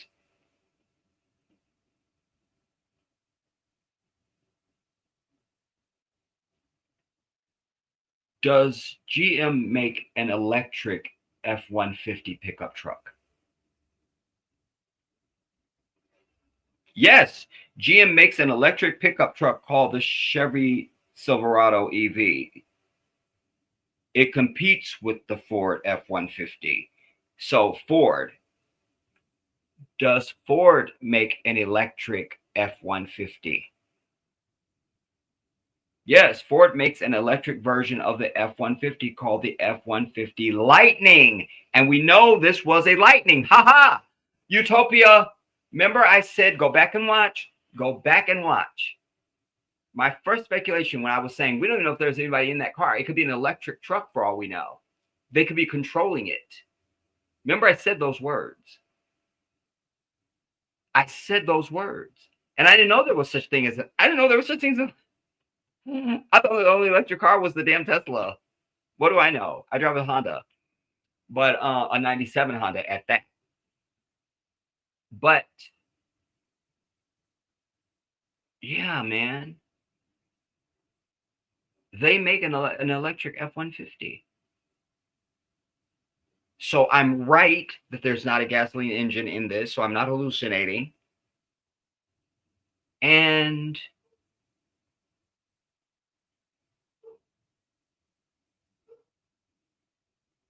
I don't know enough about that truck. I do know the video that I showed you when I showed you the chick with the red hair and she's barely got out of the way. Like it was literally probably that the truck didn't hit her.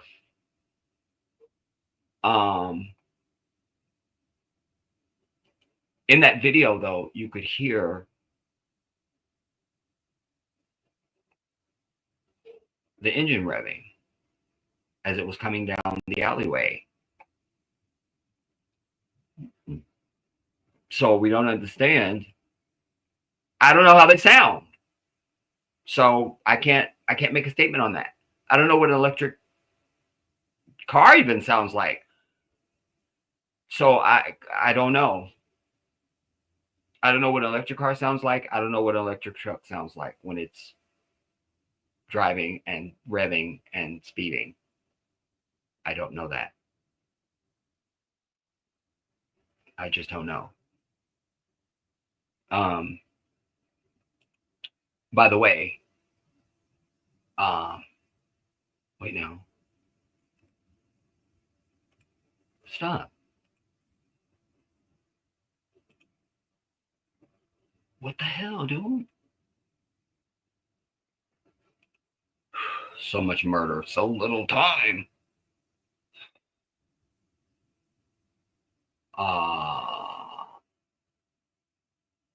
I'll just open it with this.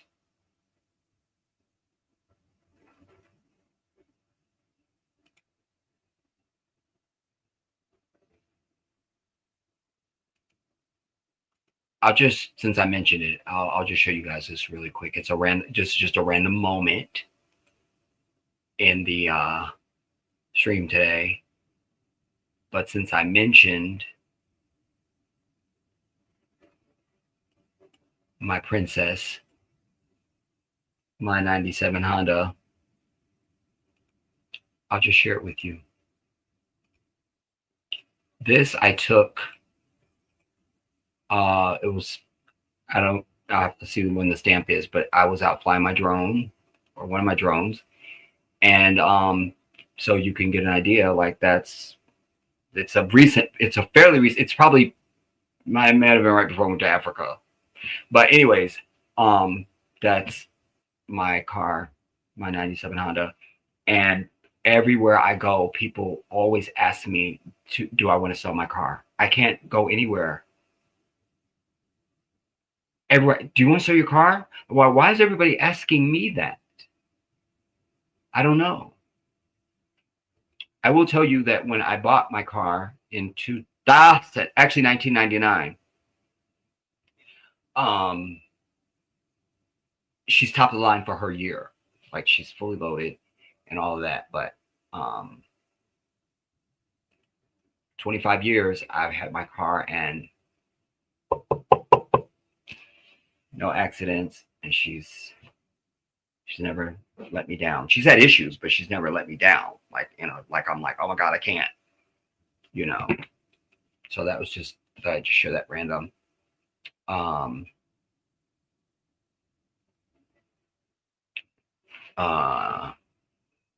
Asia, you say Jedi something. Wait, no. Where am I at?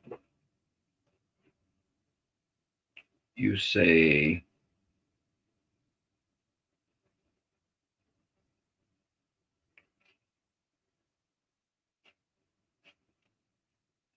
what am I doing?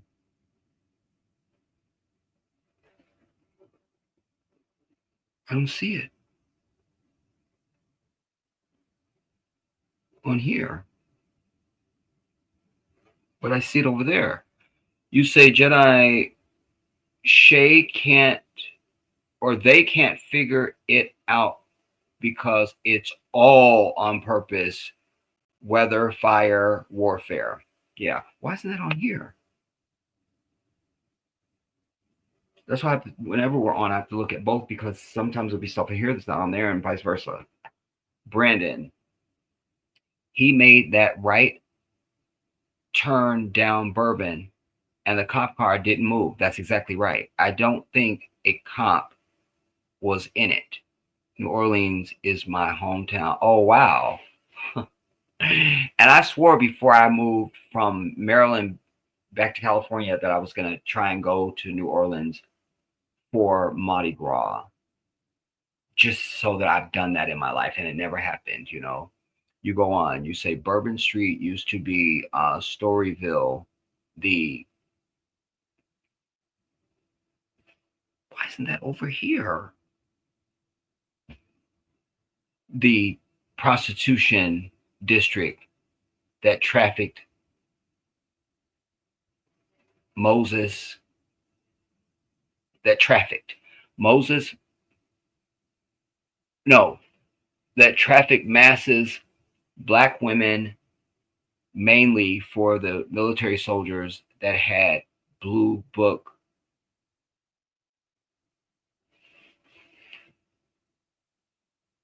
manuals for the soldiers visiting the women. I think I read that right. I can't see nothing.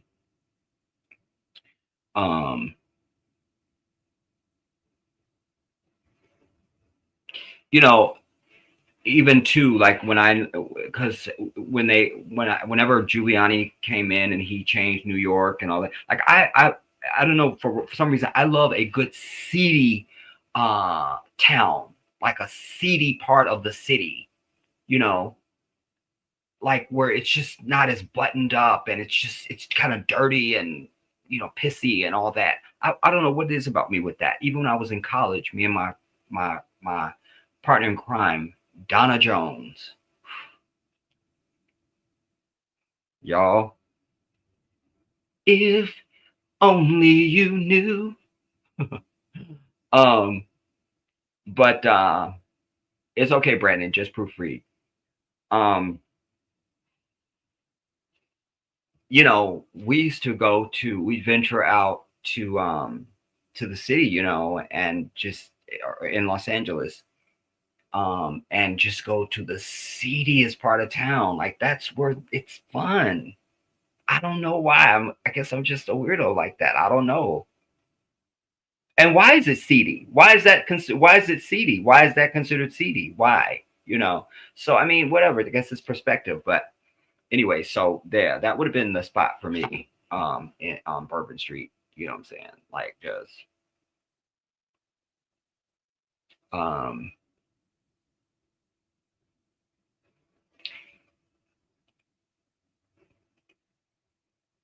wait. But then on the actual thing, it's there. I don't know what's happening, y'all. No, because Asia's other comment still isn't there either. Yeah, I don't know what's going on with these comments. When I look on YouTube on my PC, Asia's comment is not there. Look at it on my tablet, it's not there. I look at it backstage on the software, and it's there. 606.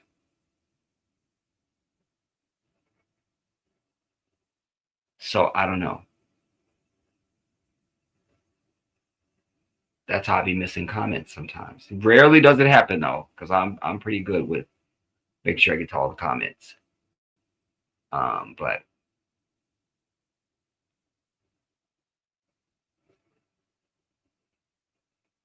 I was saying to you that you all need to definitely try to get over and make sure you're subscribed over on Jedi Africa, everybody, because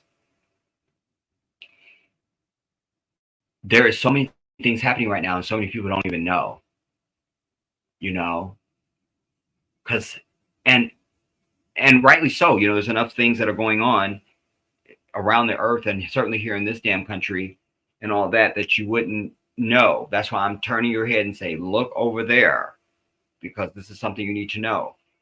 And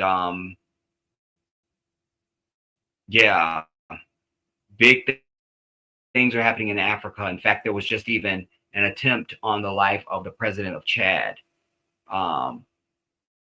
because we finally have we've started now the snowball effect of we've got African leaders, a few of them that are standing up, like really standing up. It's not like lukewarm and all that. They really standing up and telling this white devil to kick rocks and get out.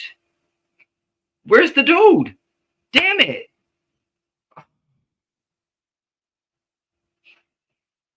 Damn it, I was supposed to play that for you. And I don't know where my clips are going.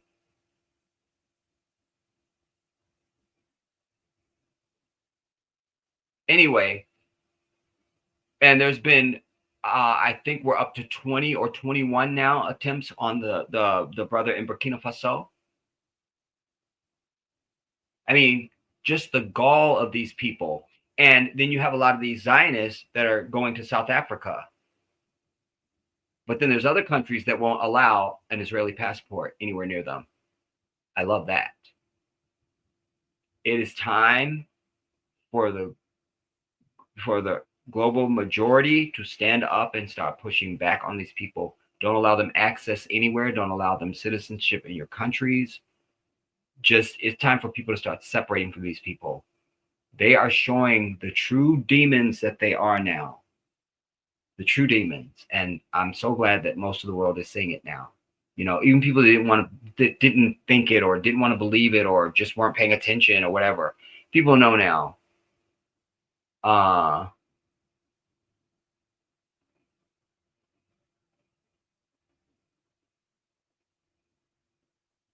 As I come across this is not part of what I was supposed to do today, but I just happened to come across it trying to get to something else for you, so you may as well see this now.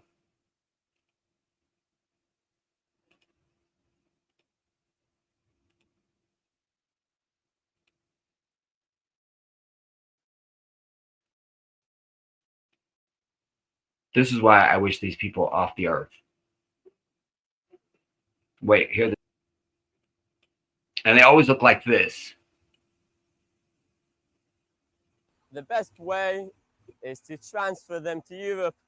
Europe already accepted, past the 10 years, accepted more than 100 million refugees. I don't think that another 1.5 million refugees would make any difference for the Europeans. And as the Bible says, this place is for us. It's promised for us, so they can starve to death to pay on the things that they've done to us on the 7th of October. Would you live in Gaza once all said? So they only pick out the part of the Bible they claim is talking about them. You don't give a shit about none of the other shit that's in the Bible.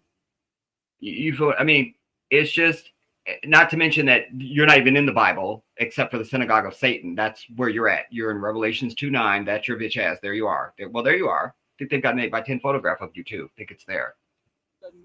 Totally. If my wife would agree for that, totally, I would. Wait, what was the question that the reporter asked? I didn't.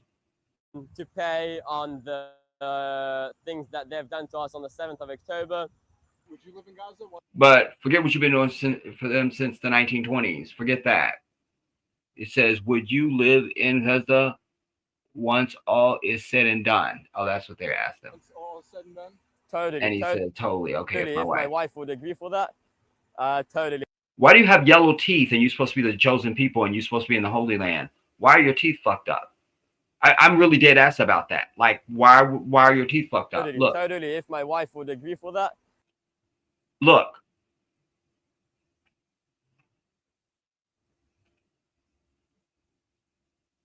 We wish death upon these people, everybody, and all evildoers on the earth. To free humanity from the clutches of evil.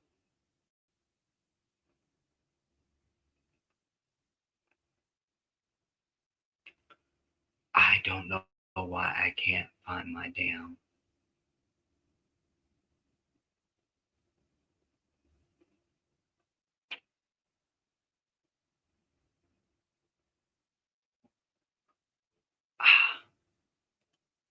And somebody else mentioned this dude to me recently. I didn't know the name. I had seen him, but I didn't know this was the same person. And I had something. Where's this?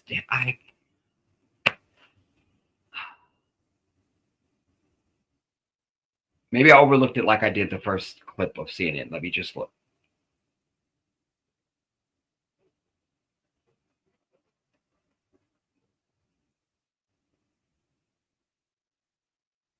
No, that's not it.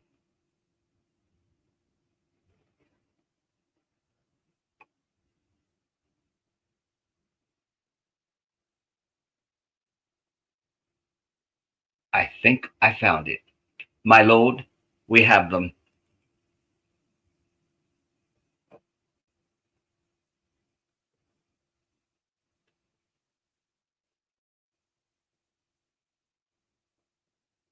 I'm just gonna give you a taste. You just get a taste. You don't get you.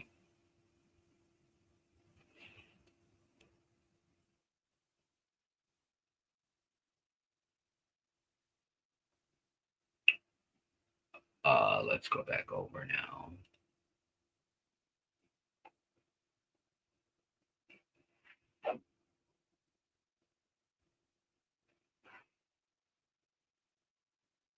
Um,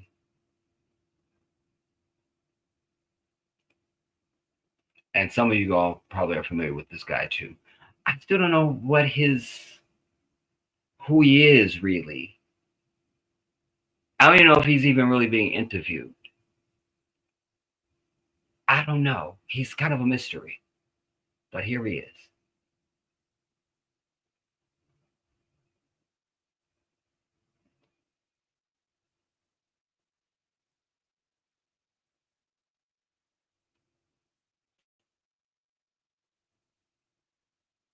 This was his take on the alleged attack in New Orleans. Go.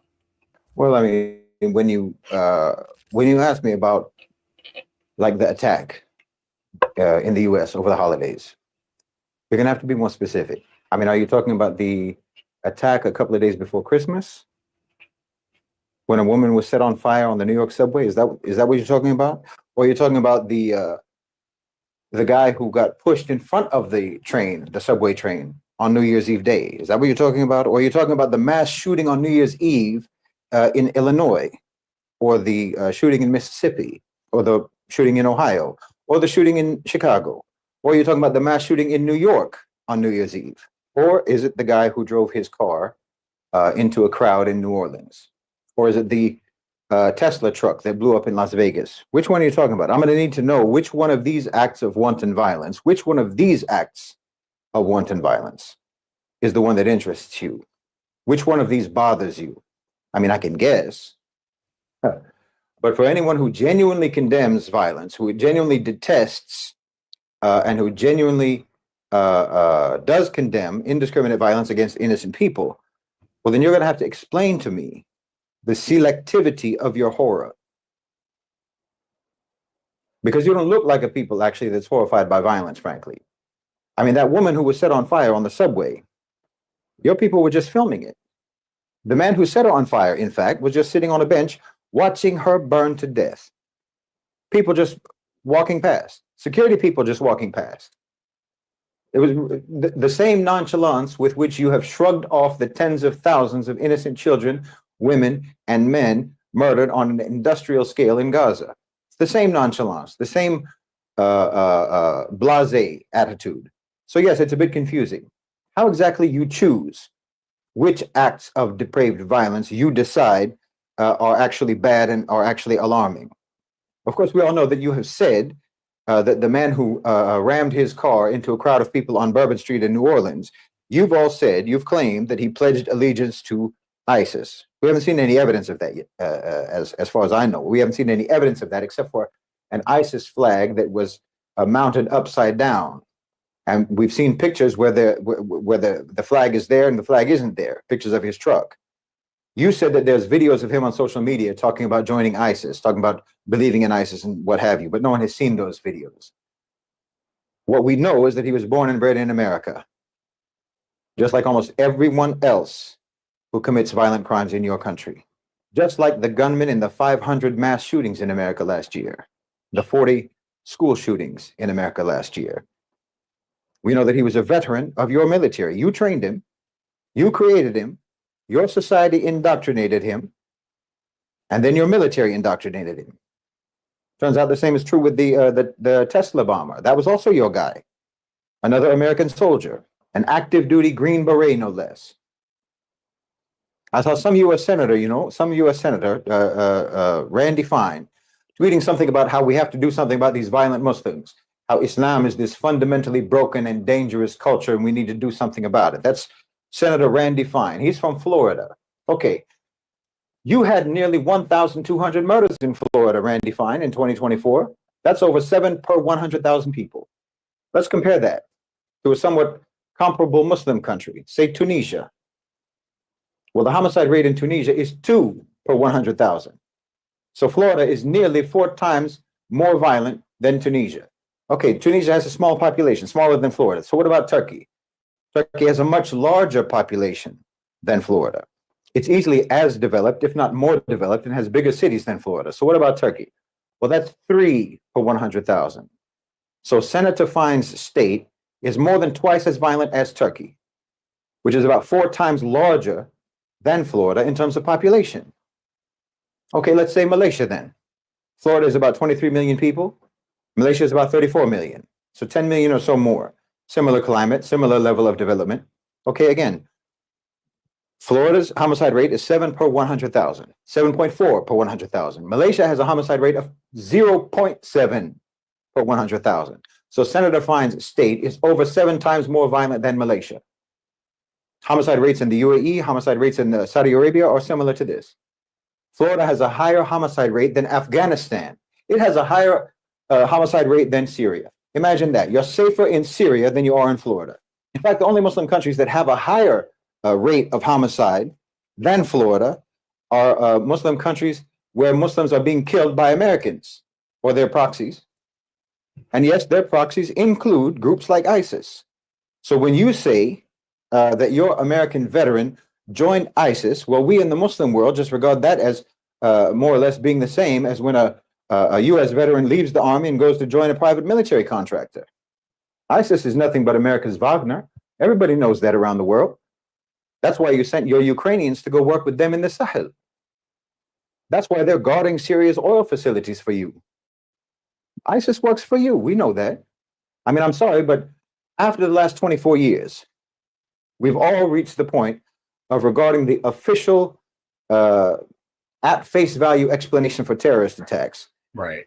As simply being a possible, if usually implausible version of what happened. So, okay, you say a U.S. Army veteran somehow became radicalized and he was somehow inspired by ISIS to drive his truck into a crowd of people on Bourbon Street in New Orleans on New Year's Eve and then open fire on the police. Okay, maybe it happened like that. We don't know. But you all created this skepticism by your nonstop lying and manipulation and by never actually ever demonstrating to the people that you are above sacrificing them, sacrificing your own citizens for political and economic gain, for political agendas. And because, as I've said, as I've been talking about, you have never, ever demonstrated that you care even slightly about the lives and the safety of your own citizens, not even a little bit. Your cities are more dangerous than war zones in the rest of the world, and that's a fact. It's abnormal. It's unnatural. The extent of the psychopathy of your government, of your authorities, of your whole society. And I'm not saying that the New Orleans attacker might not have been radicalized. He might not have genuinely pledged allegiance to ISIS. I don't know. It's not unbelievable. It could have happened. But I mean, who radicalized the rest of you then? Because look, before Christmas, you had a similar attack in Germany, right? You all thought it was a Muslim. But it turns out it was just one of those crazed ex-Muslims, an apostate atheist who was a full-on believer in your... I have to stop it. I'm fighting myself not to not stop it. But I have to, because I talked at length about the radicalization nonsense. That's hocus pocus. That's a construct of this daemon.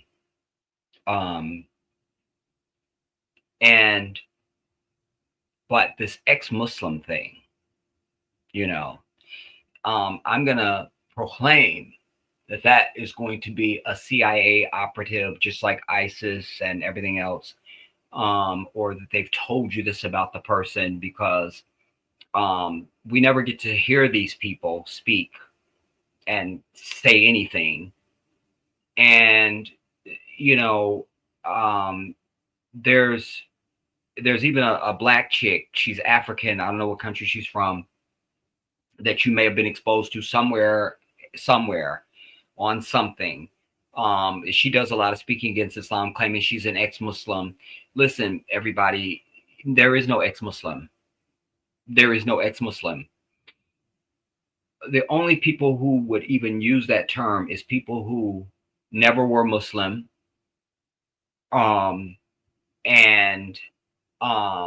or were part of Nation of Islam or something. You know, that's a bold statement, Jedi. How dare you say this? Well, I can prove my claim.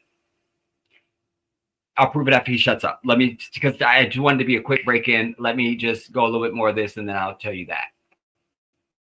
So-called Western values, your so-called enlightenment and so forth, your secularism. I mean, that's why you gave him asylum.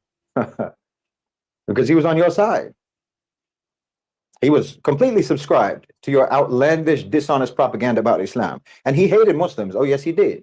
He hated Muslims. Okay, ex-Muslims and extremist Muslims actually have a lot in common. Truth is, both of them are westernized. Both of them are ignorant about Islam. Both of them reject Islamic teachings. They reject genuine Islamic teachings. Both of them are basically miseducated about Islam by you. I have to say it, damn it, because now what he just said. All right, so just so I'm not hiding in the shadow as I'm telling you this, we're going to come back. Listen,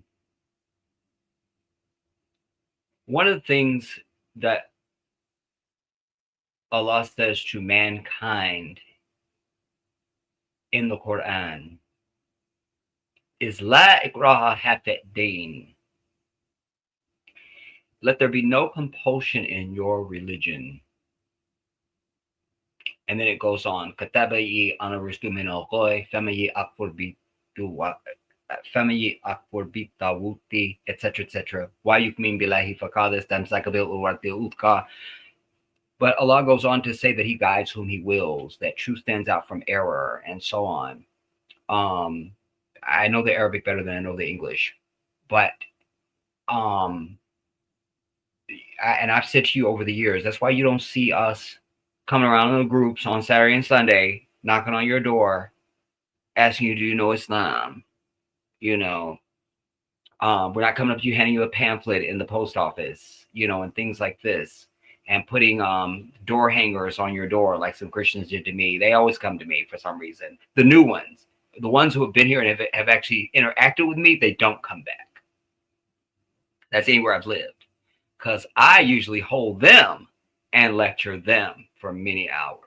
And they start, we have to go. I'm like, no, but you came to me. So you weren't in a hurry when you came. Didn't you think I would have questions or something I wanted to say? Or did you just come to indoctrinate me? You see? Oh, I have them. But we don't indoctrinate. I love you, and anything and anyone that I love, I always tell you, if I have something or I know about something that's fantastic or wonderful, it's always better when you share it. Just, I don't care if it could be a candy bar.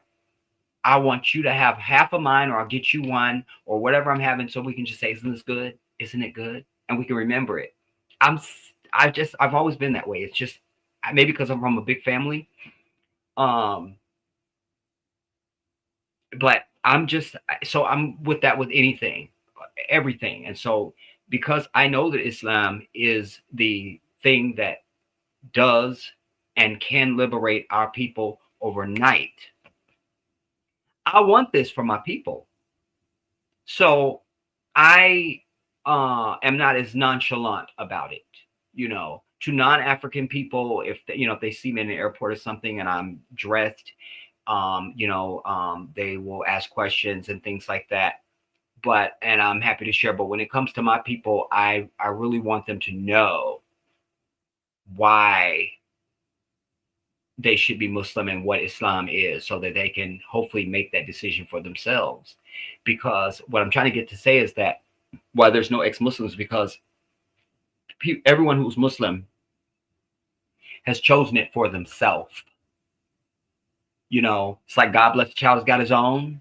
You know, when I was going to when I was in high school, when I bought my first car, I was still paying on it, and I would go to school on Monday, and you know, some of these little white boys come into school, dude, I rolled my car over the weekend, and it's a big joke, and maybe they got a cast on or something, and I'm just thinking, if I even got a scratch on my car, it would be death. You feel me? Because I paid for it. You understand?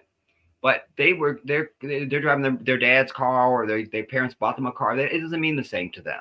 You understand? And so even when we look, and I'm going to make this even specific to American Muslims and Muslims outside of Muslim countries, just in general, because you know, people that are born in Muslim countries, they are not, in my experience with them, they are not as serious about Islam as those of us who have to live our way of life outside of Islamic countries. You know, their whole society is geared to their way of life. It's all there, you know. So some of them may leave, and you know, like some Arabs, they come here, their children like out of control. I see them in the mosque. You know, the parents are trying to be devout and things like that, but the kids are like trying to be hip hop, you know. And so there can be that. But even then, they may stray from the deen, but you're not going to not be Muslim. You know, I had this experience in my own life. You know, I grew up Muslim, but when I got to probably 17 to 20 something, I was not on my deen. You know, I wouldn't even introduce myself by my first name, because as soon as I say my name, people go, "Oh, you're Muslim," you know. And I'm not one to embarrass my family or anybody or anything that's honorable. So that I wasn't on my deen. I wasn't being buck wild or doing anything, you know, ridiculous. But just that if I'm not going to be the example, then I shouldn't represent myself, because I don't want people to look at me and go, "Oh, that's how Muslims are," you know. So, but still, I did my own journey to study other faiths, which is really just studying the 40,000 denominations of Christianity, you know, and then Judaism and Buddhism, Sikhism, which you can't really be that because it's kind of cultural, but still, I wasn't going to not be a Muslim unless I found something that I went, "Oh, this is totally the truth." And the only reason I went on the journey was because I realized, wait, you got to have a spiritual journey of your own. I just had a day of awakening, really, just like, wait, I'm Muslim, but is this the truth? I had no doubts or questions or any conflicts with it, but it's wise of me to just figure this out for myself. And I did, but I'm just trying to, I don't want to get too securitous. I'm just trying to say that the only way you have ex-Muslims is if you have someone who grew up Muslim in a Muslim country and they came to the West and they just don't want to be Muslim no more. But we see the statistic of 90% of those people return back to Islam. You know, you may have a woman a girl or a woman who comes here and she's seen the bikini models and she just wants to walk around with nothing on too. She don't want to wear hijab or burqa or nikah or something, you know, or abaya. So she, you know, wants to kind of get buck wild. But we can count them on one hand, people that would be known and they're ex-Muslim, you know. Even the guy that runs Young Turks, when I first started watching Young Turks, he was saying, "I used to be Muslim," which I know you weren't, because no Muslim says Muslim. So that's a problem right there. And now he's claiming he's Muslim. So whatever. But, you know, those people are usually people to try and make you think there's people that leave this. The only people leaving their faith is Christians. The churches are going empty across the earth. You can just take a day to do a search and educate yourself, and you will know that what the Jedi has spoken is the truth. All over the earth, churches are going empty, and we're buying them up in many cases, because when you find the truth on your own, nobody has to convince you that that is the truth. And so B, you don't leave that. No matter what you do with that, because there's a lot of Muslims that aren't perfect Muslims. I myself am not a perfect Muslim. I just had 2 prayer alarms go off since we've been sitting here. I knew that already because I knew this stream was going to interfere with my prayer times. I'll make those prayers up. But I'm just trying to say, my sins in life is I don't always get my 5 daily prayers in. And when I'm on social media, I'm using profanity. I'm trying to learn how to not do that, because I just don't know how to talk about injustice, unfairness, racism, hatred, and things like that in a way that I'm able to control myself. I don't know how to do that yet. That's one of my weaknesses in life. I just don't. God loves people that can sit up and talk about something that's infuriating and not be infuriated by it. It consumes me, but I know that about myself, and so I'm working on that. But they give you that because they want you to, just the same way they give you that, they tell you lies about the Quran when they've not even read it, and as this gentleman pointed out, and is pointing out, that we are the most peaceful people on the earth. It just is. Our whole way of life backs that up. And we're not going to strike on you unless you strike on us. But unlike the Christian, we're not going to be into all that forgiveness. You strike on me and you will see me. Because we only fear the one that created us. Nothing else is worthy of our fear. So we're coming for you. You understand? We're coming for you. That's why you see the people in Gaza, how they are being bombed and just lost half their family and still giving glory and thanks to Allah, man. I mean, it's really something. But yeah, there are no ex-Muslims, everybody. There isn't. I needed to put that in context so that you could, because it comes up, you've heard it, I've heard it. It's just one of those things. But I just need to put some context on that, Did I switch us?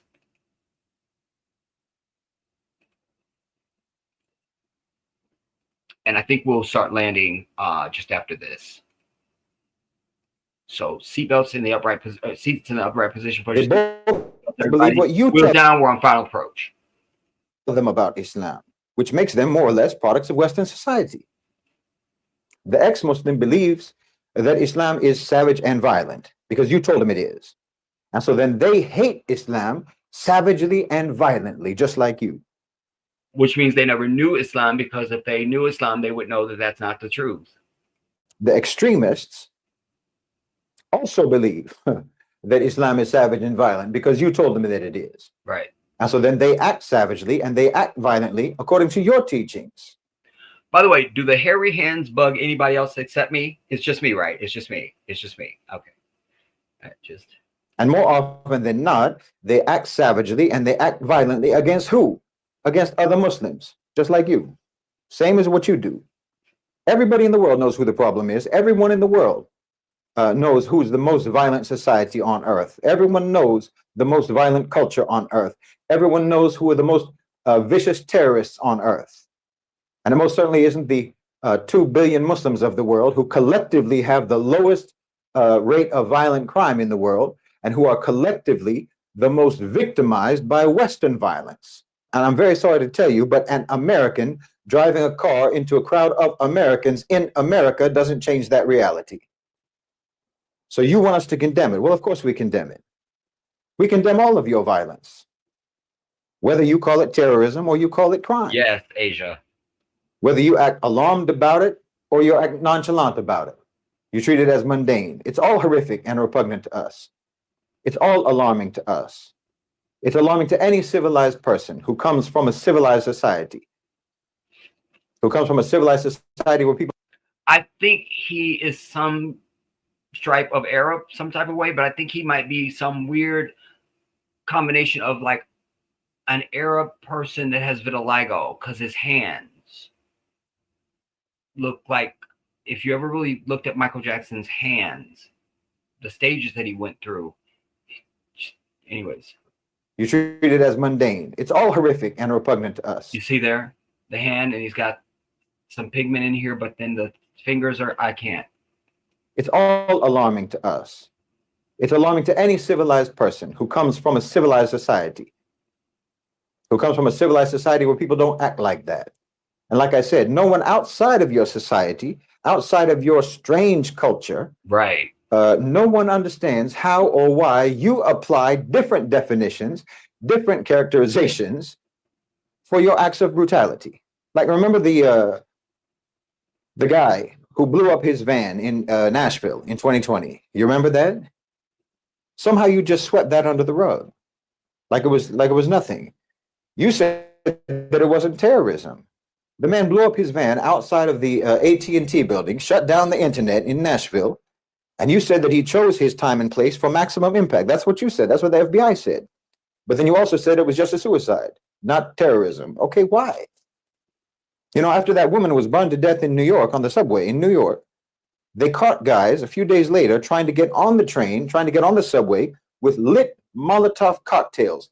Yeah, and that jacked me up because she wasn't screaming. She wasn't jumping around like somebody was on fire. I still wonder, was that a real human being? There was nothing about that being that seemed like they were on fire.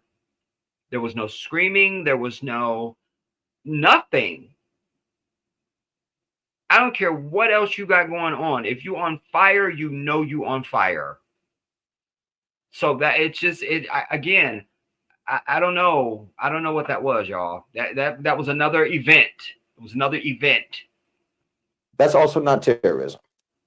You have an elite, highly trained American soldier blow up his truck in Las Vegas in front of a hotel that's owned by the incoming president of the United States. But this is not terrorism. You had a mob of people with clear political demands set fire to a police station in Portland, Oregon, not terrorism. But you bomb hospitals, you bomb schools, you bomb ambulances, you even bomb United Nations staff. And not only is that not terrorism, but in fact, you say that the victims of your bombs are terrorists. Right. See, this kind of nonsensical, cynical approach to violence is absolutely sadistic to the cognition of your own people. I mean, to people outside of your society, it's just blatant lack of seriousness about violence. In other words, to everyone outside the West, we all understand that you never mean it. You never mean it at all. Right. When you pretend to be horrified or you pretend to be outraged by violence, no matter who commits it, you don't care. I don't think that you cared about any victim of violence in 2024 in your country, except for that United Healthcare CEO. Amen. That's maybe the only homicide victim that you actually cared about. Glory. But you don't care about the victims in New Orleans, just like you don't care about the victims in Chicago. You don't care about the victims in New York. You don't. And remember Katrina, there are people where that should have been a day of insurrection, everybody. Just like it was for us in 94 after they gave us the wrong Rodney King verdict. And I had the privilege and the distinct honor of living here in California at that time in the 1990s. And if you didn't look like us, you're probably not around no more. And Katrina was another one of those times when that should have been the case. But I mention it because even then, remember, they start calling our people refugees, not victims of a storm, which it was victims of blown up levees, but refugees. And for days, our people languished at the damn Superdome and couldn't get food and water. And they would start making up these outrageous stories, just like they gave you October 7th. There was beheaded babies and putting women in ovens and cutting their breasts off. All the fictional bullshit they told us then. They claimed there was all these rapes going on in the Superdome and there was murders, and not a fucking stitch of it was even the truth. Not even one. This is why I say the white man is the devil, and I mean it when I say it. It's not just a hyperbolic statement. I'm not trying to be provocative or dramatic. I'm saying it just the same as if you got to bake a fucking cake at 350 degrees. The sky is blue. Grass is green. I mean that shit. If you got another definition for this shit, then I'm happy to hear it. Happy to hear it. Happy to hear it. Because the only people that don't proclaim that is people who don't fucking know them. Who have been lulled asleep and are in the fiction and think everything's wonderful. Ignorance can be bliss. But consciousness can be fucking torture. Let us understand. Don't care about the victims in Ohio or Mississippi or Gaza. Your music is violent. Your movies are violent. Your TV shows are violent. Your games are violent. Your children's stories are violent. And your policies are violent, and your society is violent, and you don't take any of that seriously. Well, that means that you live in a society, you live in a culture that does not value life, that doesn't value your life. And you have authorities and you have officials, leaders and politicians and so forth. You have a government that does not care about you at all. They don't care about your life.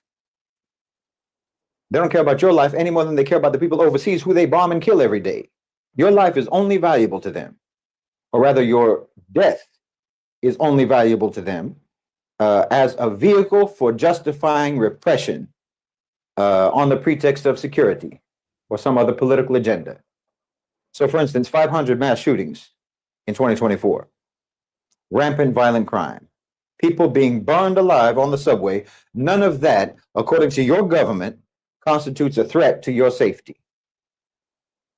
None of that extreme violence is alarming in any way. None of it needs any sort of a response. But the attacks in New Orleans, because allegedly there was an ISIS flag connected to it, that somehow is incredibly dangerous. Right. I mean, aren't you tired? Aren't you tired of living in a society that holds you in such contempt? Look, they don't just insult your intelligence, they literally don't value your life. Your government, your elites have turned your society into a death cult, and they're cannibalizing you. Even your children aren't safe. There's no one more dangerous than these people. No one poses a greater threat to you and to everyone else than those people, than your elites, your authorities, your officials, your politicians. They'll tell you that the Muslims are the danger. Muslims are the danger. When Muslims have a fraction of your society's level of violence in our societies. Right? It looks to me like they really think that what's dangerous is actually peace itself. It looks like the thing that they fear the most is real security, real stability, real harmony, real safety. The kind of security and stability and harmony and safety that we have in the Muslim world. Or anyway, the safety that we have in the Muslim world until you invade, until you come over and you attack and you occupy our countries, we're perfectly fine and safe until you show up. Maybe that's what you mean, actually, by spreading your values, spreading your way of life. What you actually mean is to turn our countries into the dystopian war zones that your society is.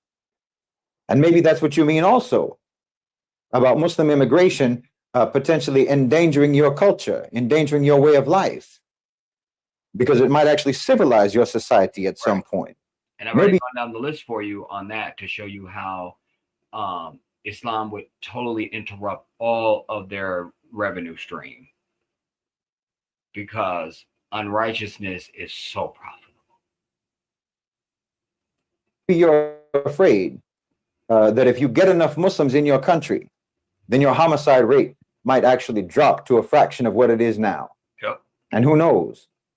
If people in America, if people in the West were actually secure in their lives, and they didn't have to worry about getting shot or set on fire every time they walk out the house or they send their kids to school, if they were actually safe and secure, well, maybe they'd be able to start concentrating on educating themselves about the world and about policy. And maybe they'd start trying to hold their politicians and their oligarchs accountable. And maybe they would actually try to build a society, and they'd have the time and the safety and the security to build a society on justice and economic fairness. You know, come to think of it, I can actually see exactly why Muslims are so scary to your power structure. I love it.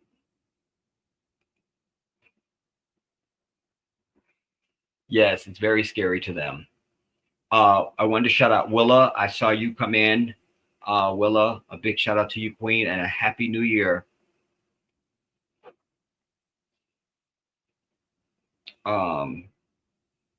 Asia, you say Jeddah, I love him. I don't know his name offhand, but I listen to him on a daily basis. He tells the damn truth. Yeah. And yeah, the devil. Indeed. You know, and I hope that people really see this with, the fantastical excuses and lies that they have proclaimed since they started this genocide in Gaza. You know, um, you see what the disregard that they have. And to me, they're just white people. Like, I'm not making no distinction. You understand? We know you're not holy people, so you're just white people. That's the only thing that's left. And so we see,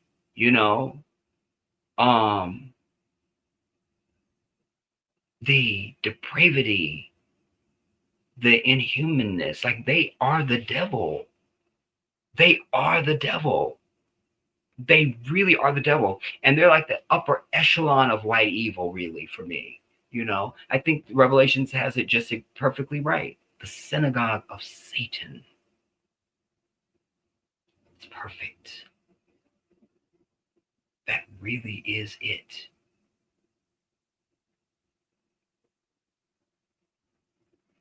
Wow.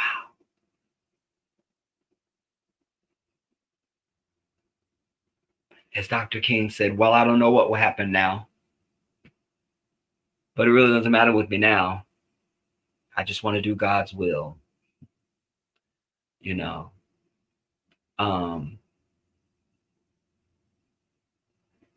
I just don't know why all of the Arab nations haven't just obliterated Israel.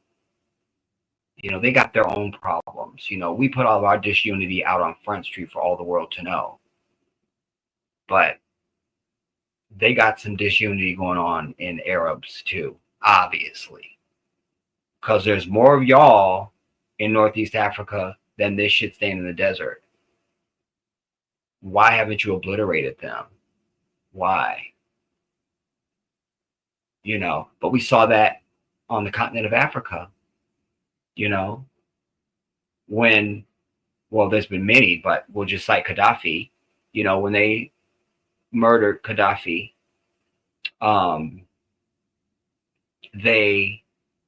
there was a contingency of other African leaders that were on a plane on their way to Libya, and they got a call from somewhere in the West saying turn the plane around, and they fucking just did how I'm the president of a nation, and you call me and tell me that what I need to do and not to do. That would not happen. You see? But it's a change now. So that maybe the Arab countries will come together. Maybe we'll just annihilate fucking Israel. Just annihilate their ass. Because there are no innocent people there. We've proven and shown that. They all think like their leadership.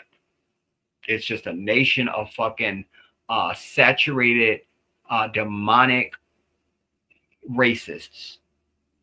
That's what it is.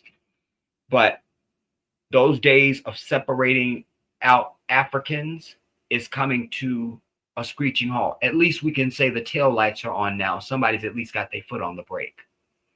Because one of the greatest things that happen out, and I will and I do speak more about this over on Jedi Africa. It used to be you could come in and do a coup and install a puppet in an African country, and that would be okay.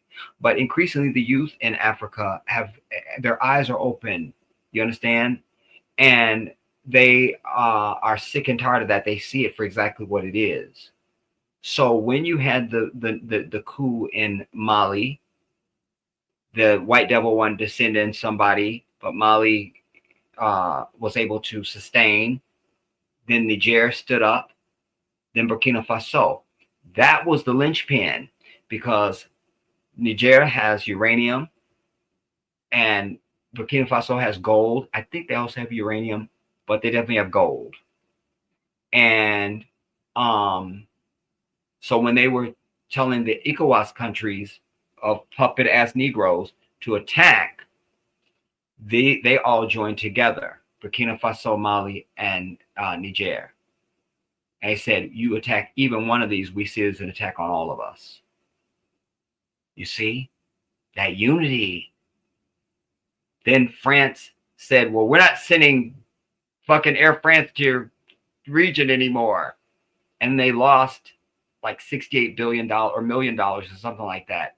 And now they're begging to be back, have those routes, those travel routes to be picked back up in Africa. But then Chad said, all right, y'all get the fuck out too. And that's why there was just the other day, it was an attempt on the president of Chad, young brother. These are all young people we're talking about. And the brother, Faye, I can never say his first name, Bous something with 2 S's, I can't remember. Young brother in Senegal just came to power. We have great confidence that he's going to do the right thing as well. We don't know yet. We gotta wait and see. But he's at least kicked the French out of his country. So has Chad. Cote d'Ivoire just kicked the troops out of fucking Cote d'Ivoire. So you have this slow coming together. Then you have, outside of that, you have the BRICS nations, which they're about to leave the United Nations and all the other bullshit. Like, white people don't have power. They've just propped themselves up. I brought you recently the guy, it might have been on Jeddah, Africa, the brother that was speaking from, I forget which country he's from. I think he's from Malaysia. But he was saying it's time for the global majority, who we control 80% of all the GDP on the earth. Why are we dealing with these fucking people at all? I'm paraphrasing him. You see? So I think that we are now moving into the age that I have dreamed of for so long, where white people finally get their just to do, where they are groveling on their knees to everyone else who is not white, and that they pay the price for all the shit they have done and continue to do to all of humanity. And I pray Allah, yes, I pray Allah, that we will not show them mercy, because that's one of our other problems. We think it's so noble to be disrespected and dogged and abused, and when you get into power, you want to show how nice you can be. Fuck nice. You understand? Fuck that. I pray that our people will not be merciful. You understand? That we'll be ruthless and dismissive and selfish. Because we're not talking about a couple weeks. We're talking about generations and centuries of this bullshit. Untold hundreds of millions of our people have been murdered off by these demons. No, there'll be no time for nice. No time for that. None at all. None. None. None. So that gives me a glimmer of hope, you know. But it's like I've always told you, it's our unity. Brandon, you say recently Ghana's fire right before Cali started by a Chinese spy. I hadn't heard the Chinese spy angle, Brandon, but that was certainly suspicious, because it also happened right at the time that either the day of or the night before, something like that, of the inauguration of John Mahama, who is now the new president of Ghana. You understand? But that brings me to this, because when Ibrahim Traoré, the president of Burkina Faso, when there was something like 30 dignitaries there from various countries, And when they introduced them, people were just like, oh, how nice. You know, just the usual gratuitous. But when they said this brother's name, that place went up. That's the only thing people are talking about. He is, as one of my Kenyan brothers said that I'm going to be bringing to you guys, he is the king of Africa. This young brother, 35, 36 years old, Ibrahim Traore. Every day I pray Allah to keep him safe.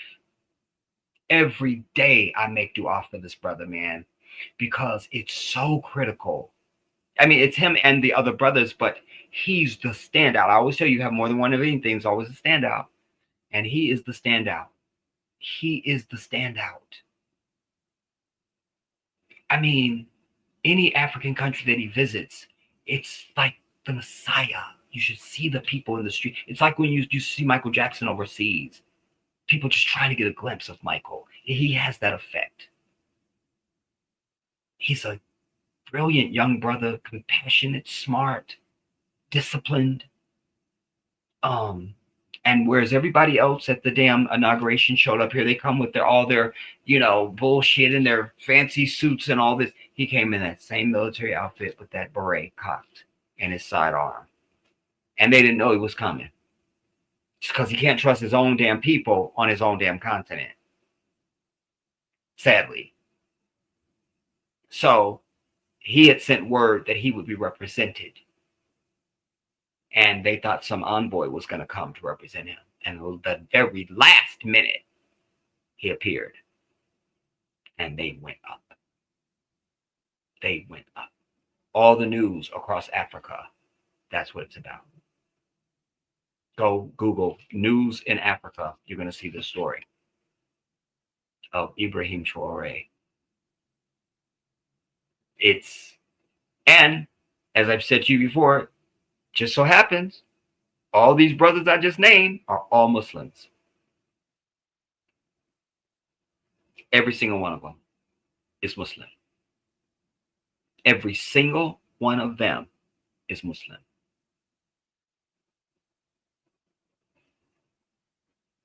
Not John Muhammad's bitch ass in Ghana. We're not talking about him. I mentioned him because the inauguration, like they're not part of this. And even though they tried to betray Burkina Faso, I brought you fat ass Nana Akufo-Addo sitting across from the blood drinking, baby eating Anthony Blinken, our Secretary of State, saying, we have some concern about the threats on our northern border. I'm mad I sound exactly the fuck like him. I'm mad. You just heard him. Because since I was little, I can channel you. All I need is your note and I can do you. That's it. You just heard Nana Addo Dankwa. I don't want to disrespect his grandfather. So forget the Addo Dankwa. Rest his soul. Nana Akufo-Addo. We have some concerns about the threats on our northern border. Let's take care of your concern, Nana. There, I just took care of all your concerns. I did it. Well, I try to help when I can. There, I did it. You saw it. So we're hearing rumblings now that the new president, John Mahama, who can't be trusted, wants to be part of these brothers. They've joined and called themselves the Sahel states. And Burkina Faso has produced its own gold factory now, or refinery. They produce their own gold bars already. This is not something that's gonna happen or could. It is done. It is done. It is done. And gold markets are very nervous now because the niggers now have a say in gold, which all the gold is ours. All of it, no matter where it comes from on the continent or where it is in the world, it all comes from us. We have the gold. It's us. And they have established their own passport as well. They're moving forward and they're embarrassing all these old ass fucks that have been betraying the continent for generation after generation. It's like I was telling you yesterday, like my life is riddled with my presence. Because when I show up, I represent accountability and responsibility.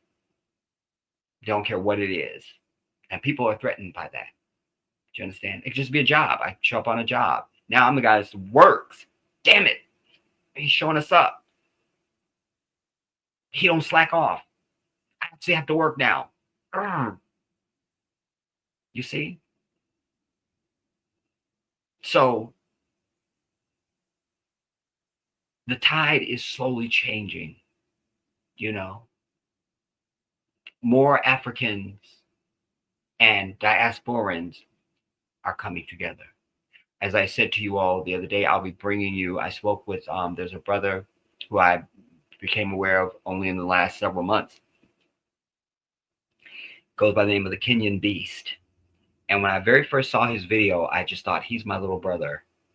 That's going to be my Kenyan little brother. And I just had that in my mind, like that's what it's going to be. And then I happened to get his information from he mentioned his information or something. He was, I called him, and he called me. And then he and his brother, who actually goes by, it's either Africa Streamline or African Streamline, but it's his brother. We had a beautiful conversation, the three of us on the phone, and that's one of the things that we were saying in our conversation, how, you know, in fact, Kenyan Beast said that, you know, we have to come. I was like, but you see, that's what we're doing right now, brother. You're all the way across the Atlantic. I'm sitting in California, and we're making the connection. We are. You understand? So more of that, that's just one example. I'm just one. There's so many, you know, as more of our people go there and produce content, and they're making relationships, and information is being shared. You got the internet, you got social media. We're all understanding who we are and our proximity and relationship to one another. And we're beginning to, and those of us who didn't understand that this white man is the devil, San, shout out to you, Queen. I love you and Don. Peace, peace. Checking in, Jedi and family. Sorry, I'm so late. Visiting in-laws. Yeah, I know you said you were going to be not at home. I don't have it in my head right now, but I know. Oh man, good to see you, San.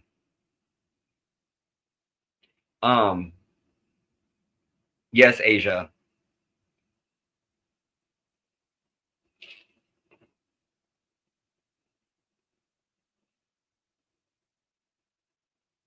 Oh, it doesn't matter, Brandon. It's okay. Because Cheryl, she's one. I'm going to just pick on Cheryl.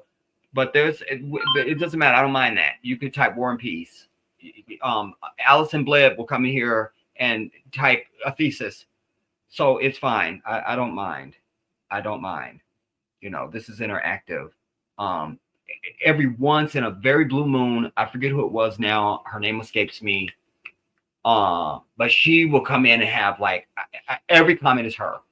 So I don't mind that even. It's just that I have to train myself. Wait, you gotta skip some of her stuff to get to people who are other people would make comments. And then I come back and read her other stuff. It's no problem. So I don't mind. But that's why I proclaimed everybody, I'm telling you, this must be the year of unity for African people in everything that we do.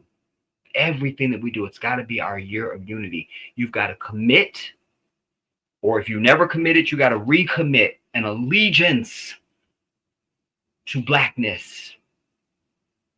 You got to recommit.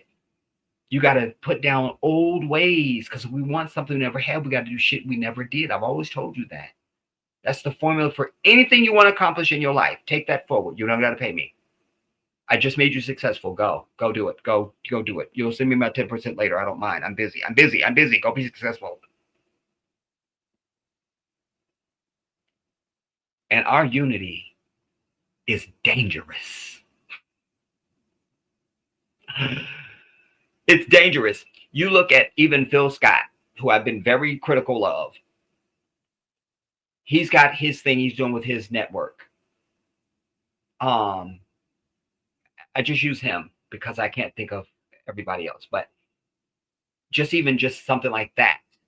if all of us now network with him, you know, or somebody like him or whatever, and whatever, we take over fucking, we would be probably the biggest media conglomerate on the earth, independent media conglomerate of just everyday people telling what needs to be said and covering what needs to be covered. Do you understand? Nothing we can achieve. We have it all. We literally have it all. That's not a throwaway statement. It's not drama. That's fact. We literally have it all. We have it all. We've just been and are being seduced into believing that we are less than what we are. It's like somebody not letting you know that you had a $1 billion inheritance and you've been sleeping in a cardboard box, and they knew it. And they kept that information from you. Or you were adopted or something. They told you were adopted when your parents were living next door to you the entire time and nobody told you. Anything you want to, any of those you want to go with. You see what I'm saying? So I'm going to be bringing them to you. I already broached it with them and they were excited about it. I personally would like to get my media stuff together. In fact, I'm going to need somebody to come on to see if this the dragging, does it just happen on video clips? Because I'm playing kind of smooth. So if I have somebody else on screen, is it going to glitch? I want things to be right for my brothers when I have them. And then also sincere love, the God that I brought you guys several months back and said, you got to go and support this brother. Go over there and tell him the Jedi sent you. And he's come on the platform a couple times now. That brother had less than 500 subscribers now, and I think he's over 5,000 now. That makes my cheeks hurt from grinning. I've always done that. When I sat at 23,000, I used to say, go over, you could go over. I was like, if 1,000 of my people just go over right now, this person could monetize their channel today. Even I was sitting not monetized. We can help this person. Even if you don't watch their content, just go and help give them the support. Just go and do it. Just could you do that? We can do anything, dude. We have it. We have it. What we don't have, admittedly, is we don't have the answer to what is the formula or the fucked up things that go on in black people's mind that make them just not do the shit that they could do that don't cost them shit. We just don't have the formula yet. We've got, wait, I'm being told.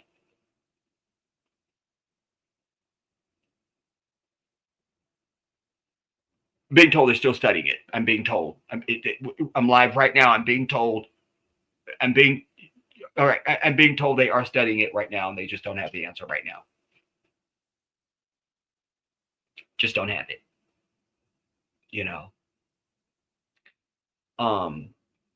When I was set out on the journey to raise half of, I was going to save, and then I needed another half from you all. It took me years.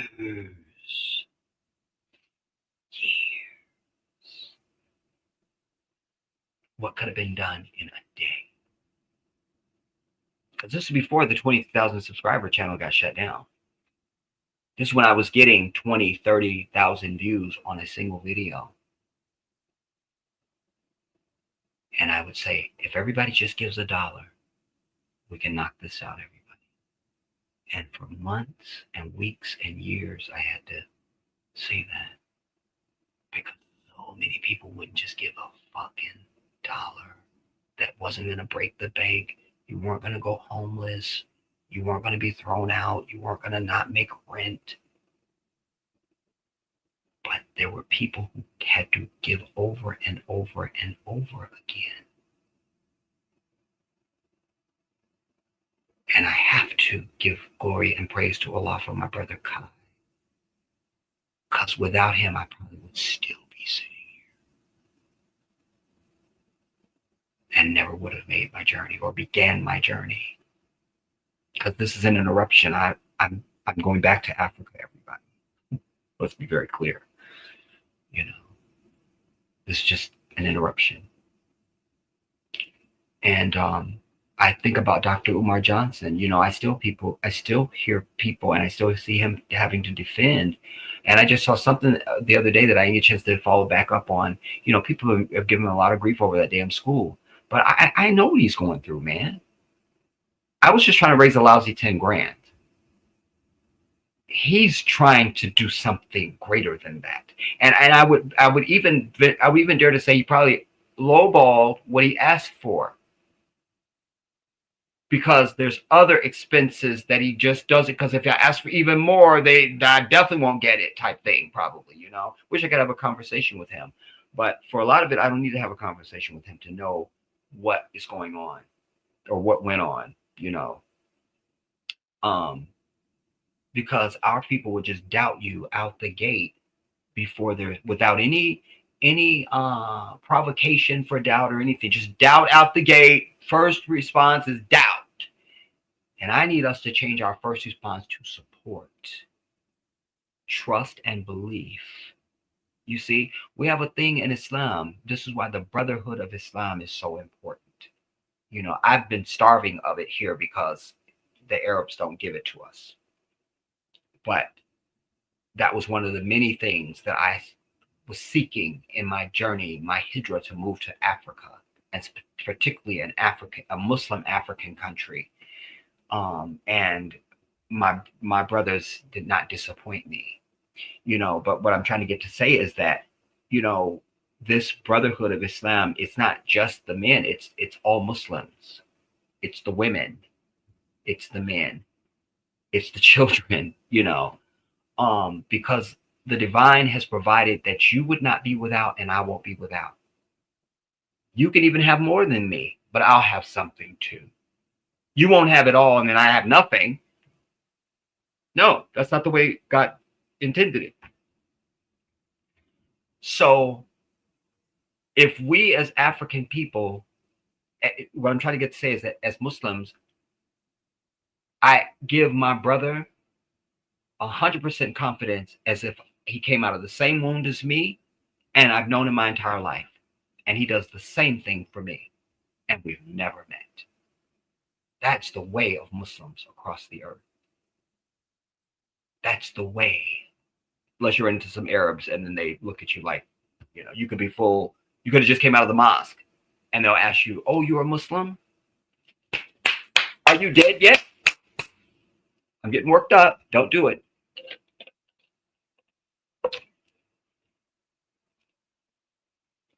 But that's what we have to deal with.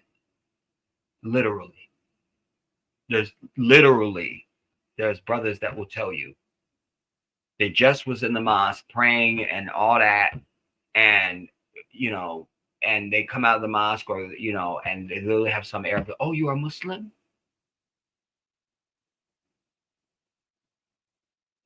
I mean, my only response is, you're not dead yet? You're not, why aren't you? I don't, well, what, you know. But outside of that, this is the way. So I've always wanted that for us as a people. Because if you never had something, if you never experienced something, too many of us are too short-sighted to, because I can experience and understand things that I've never experienced, or it's not part of my life or something. I can put myself there and understand that. Oh, I know what that must be like, you know, type thing, you know. But so many of our people just don't have it, you know. So I say that to say that if you never experience that, you probably don't think it's possible, and you could imagine yourself either articulating that or even being the beneficiary of that or whatever, you know. But that has to change, everybody, because if we're going to get something we never had, we got to do some shit we never did. That's why I just gave you the example of the brothers in the Sahel states in West Africa, because they're doing what's never been done. No, don't sit and negotiate with this white devil. Dictate to this white devil and throw him out your damn country. Recognize that you are the one holding all the assets and he needs you. You will call the shots now. They had to do something that's never been done. That's why Ibrahim Traore is the king of Africa. And these brothers are the three amigos, the three kings. You understand? The three main ones. Like I said, others are begging to join now and things like that. That's how we get change, everybody. We're too damn predictable as a people. So when your brother's channel, 23,000 subscriber channel, gets shut down and nobody went to bat for me or anything, you know, I tell you now, I'm shadow banned. I can only catch the algorithm with your help. If you want this channel to grow, you got to help me. You got to subscribe. You've got to thumbs up. You got to share. And you got to do that just because you want that for us. That's it. That's where we got to be. That's where we got to be. Since September, I told you that my godsons and his mother, they're homeless. I've been pulling every trick in the book I know to try and keep a roof over their heads in a hotel. I put this out. Every video I produce, whether I'm live or recorded, the Cash App is there, the GoFundMe is there. It's all there. You can't imagine that a mother and her 7-year-old son are homeless. It's the wintertime in North Carolina. You should rush to that. But it's also hard to sit and beg people for what you know they could do. You know, that gets old and worrying too. But, and somebody asked me about it recently. I don't know who it was. But yes, their situation is still the same. And I don't know Oprah and she don't know me, sadly. And I'm out of tricks. You know.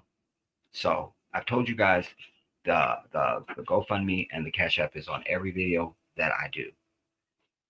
Their situation is still the same. I will love to be able to come with a success story for you in the future, but we can't get past the dark times. To be able to say to you, because of what you guys did, man, this is the now we got to, we can't, you know. But I pulled every trick out of the bag that I know how. And daily I'm asking Allah, what else can I do? What else can I do? How can I do this? How to make it happen? But without getting too bogged down in that, I wanted to come back to center to say this needs to be the year of unity, everybody, for you in your own personal life, for your family, your children, your siblings, all that stuff. It's got to be the year of unity. I'm making it my mission to promote that and to encourage that. Not just here on social media, but in my personal life, which I do that anyway. Like, I'm about my people anyway. So this isn't something I have to gear up for. You know, this is the space in which I live and thrive and dwell, you know. But so many of my people don't, and I don't know why. But you got to put down old ways, man. Got to put down old ways. We got to make this the year of us, everybody. 2025, because as I say, I think we're going to see some things happening across the earth, quite frankly. Even Jamaica just got their underwear in a bunch with, I think, was it France? Yeah. So we're going to be seeing some things. We're going to be seeing some things. But like I said, you definitely want to follow me over on Jedi Africa, because I don't want to mix those curriculums. That I just don't want to mix it. That I started Jedi Africa to document my journey, my preparation, and my journey to Africa and my daily life when I live there. This is an interruption. So I don't want to just, but there's things that I could still be teaching you and sharing with you now that I was going to do anyway. It doesn't all have to be about me. That, what do you call it? Reality show will pick up when I go back to Gambia. But there's so much other stuff that I mean, oh my God. Like, anyway, you need to follow me over there so that you can understand. But that's so important because so many things are going to be happening here, and economies are going to be changing and are changing. All kinds of things are happening that you won't understand if you don't understand the African component. You have to understand this. You must. So, anyways, oh,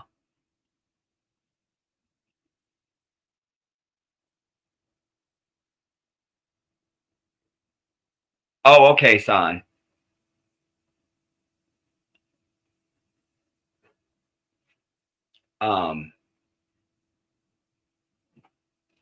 Yeah, we about to see some changes, y'all. But in the meantime, keep your head on a swivel because this devil does not sleep. And you're going to be seeing a lot more things happen here in this country as they try to gin up more and more sympathy for, see, I'm missing comments. Brandon, I'm agnostic, but Black first, and Phil Valentine mentioned, I can't see it. Oh, there, and now it just popped up over here.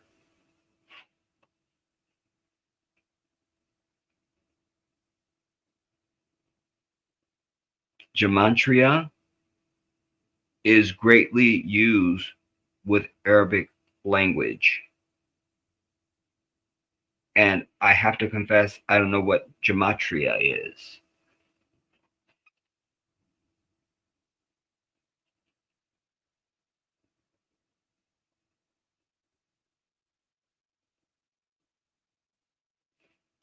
Gematria. Am I even saying it right?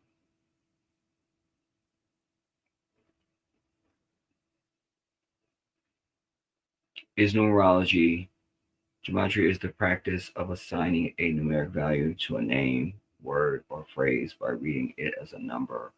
I mean, no, I think would be my short answer. In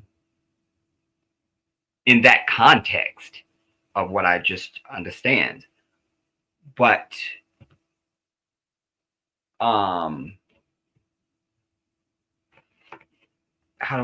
what do I want to say? What was the question is, what did you say again, Brandon?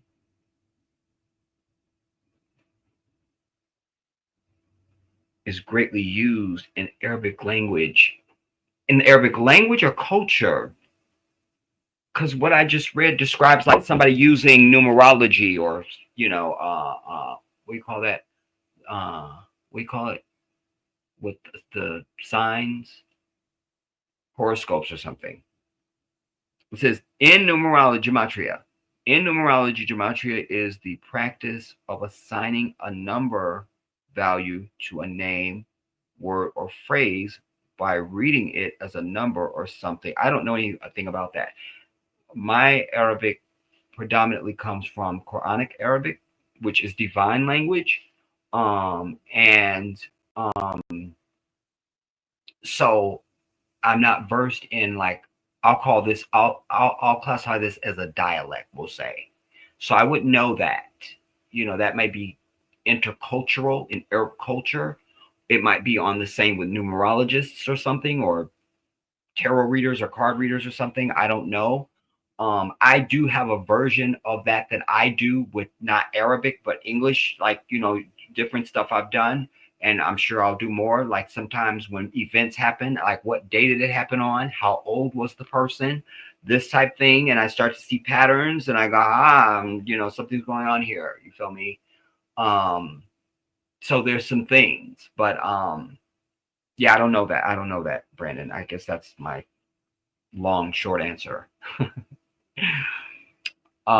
It's a mathematical structure in language, and then you say the language has a numeric value. I am intrigued with that. I just never heard that associated with Arabic.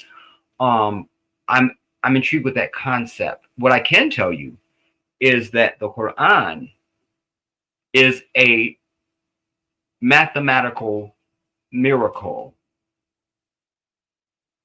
You say you're agnostic? Go and watch the video that I did called The Miracle of the Number 19 in the Quran, and I think you will not be agnostic anymore. Your hair will turn white, and I think you'll be a Muslim. It's just one of the many ways that the Quran proves its own divinity.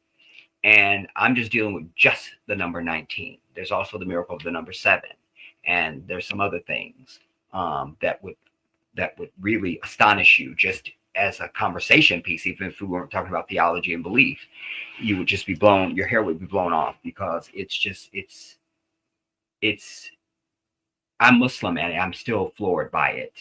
You know, I just give you a petty example, you know, like the number of times that angels and demons is the same number of times in the Quran. Good and bad, man and woman. It's, you know, it's all these things. I do such a good job of laying it out with the number 19. Like, it'll just blow your hair off. It's just, you can't believe it. And even at the end of it, I realized that Muhammad ibn Abdullah is 19. It's too much. Like, I'm over it. Because Allah does say to mankind in the Quran, Alayha tisata ashar. Over it is 19. And then I go into how even the first verses that were revealed to the Prophet sallallahu alaihi wasallam, the numerology of that, it just, I'm telling you, it's just, you go, we couldn't lay it out today. So certainly nobody was doing this in the 6th century. It's too much. Like, there's a symposium of mathematicians and embryologists and some other people that went over the Quran years ago, and they wanted to just settle. They weren't Muslim. They wanted to just settle. Is this a divine book or not? We just want to know. That's all. We just want to know. It's just a fact-finding mission. And the majority of them became Muslim after. They could not believe it. Like, it was too much. You know, the embryologist, I forget his name now, just even him alone, he was just like, these things that are pronounced in the Quran about embryology were not known in the 6th century and could not have been pronounced by any man or human being, certainly not the Prophet Muhammad. And that I have no other conclusion that this must be from God. Like, it's just on and on and on. It was a whole symposium, and many of them, as I say, became Muslim because it was just so like, why would I wait to do anything else? This is clearly divine. Like, it's not even a question. It's like somebody showing you $1 million in cash. Well, you'd have to doubt that because you want to know if they're counterfeit bills or not. But once you realize they weren't counterfeit, there you are on your shopping spree. Do you understand? So do see that if you have an opportunity. It's called the Miracle of the Number 19 in the Quran. It's on the channel. Where are my glasses, y'all? All right. Last comments and we'll land, everybody. You say I plan to go into every religion for wisdom, not worship, and the Jedi shaman is a big goal. I listen heavy to Black Earth Production. The speaker is Sethicus Boza. Original US, I see you. Big shout out to you. I will just say this. I'm saving you some time, Brandon. If you want to look at other religions just so you'll be versed on, like, I'm very good with comparative religion. Like, I can sit for many hours and speak to any Christian and discuss nothing but Christianity and their scripture, and they have no idea I'm Muslim. I can sit with, I don't know the Torah as well, but I kind of do. But I'm saying I can sit with these groups and discuss with them because I'm very good at comparative religion. So that I you know, you don't, just because you learn how to fly an airplane doesn't mean you don't have to learn how to ride a bike too. You know, so Islam is the truth. There's nothing to look for I say boldly and truthfully to you, there's nothing to look for other than just for your own education, so you can speak on those others if you want. But if you are looking for your way of life, not a religion, looking for a way of life, Islam is it. Because one of the things that mankind, white people, have done is giving you this word religion, when all God ever did when he put us here was gave us an instruction manual for our life. Just the same as if you buy a new car today, first thing you want to do is look at the owner's manual, you know, at least see what the maintenance schedule is on it, you know. And that's what people begin to understand, you know. And you can take a lot of footwork off yourself that I didn't, that you have to do less than I had to do. But now you can go on even YouTube, you can just watch many hours of people's conversion story to Islam, why they became Muslim, why. Here's some of those stories. Here are people's testimonials. I did a video here on the channel of just that, people talking about how they became Muslim and why. And one of the big things that people understand is, wait, this is not religion. This is a handbook for my life. This is a prescription from God for everything that I do, from day to night, from birth to death. All of your life is answered. Any question about anything you would want to know about you, the human being, the earth, the world in which you live, the future, anything, we know the answer as Muslims. If I, the individual, don't know it, I can absolutely access an answer for you in a very short amount of time. So that's what it is. It's from your diet. It's everything. It's everything. So why shouldn't we have an owner's manual for our life? People always go, well, I'm here. Why did God put me here? Why am I here? Well, he's told you why he's here. He's told you why you're here. He's told you your whole life, what you mean, all that, it's all there. It's all there. And so there's no other, and so any of the religions don't do that. Most of them are about business, you know, and things like that. And some false feeling, you know, like some Holy Ghost or something.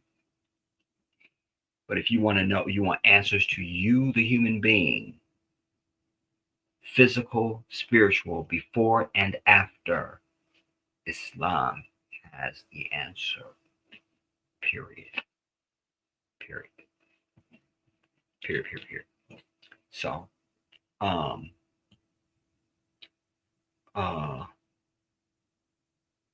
yeah, do your own self a favor. You know, don't do it for me. Do it for you.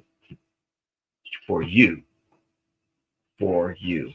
Just like this, if I, you know, knew a great deal at some, I don't know, restaurant or something, like, you got to go to this restaurant, man. Like, I already went there. I'm just telling you, you need to go so you can have the experience, you know. By the way, anybody that lives in Baltimore, do go to Fadley's crab cakes. Your whole entire life will change. So this is that same context for me. This is the way of life. This is the truth. I want it for you. I'm just sharing it with you. So you should do it for you, not for me. So again, I thank you guys all for your audience and coming to spend time together today. And we will land it here so that you can have the rest of your evening and indeed the rest of your weekend.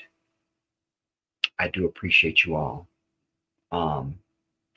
As I say, probably my next event is probably going to be on Jedi Africa.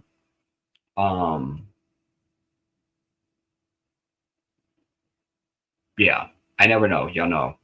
I never know. I'd say one thing and then something else happens. I never know. I hate making proclamations because it just seems like whatever I say, something gets in the way, and that's not what happens. But I think perhaps, potentially, that my next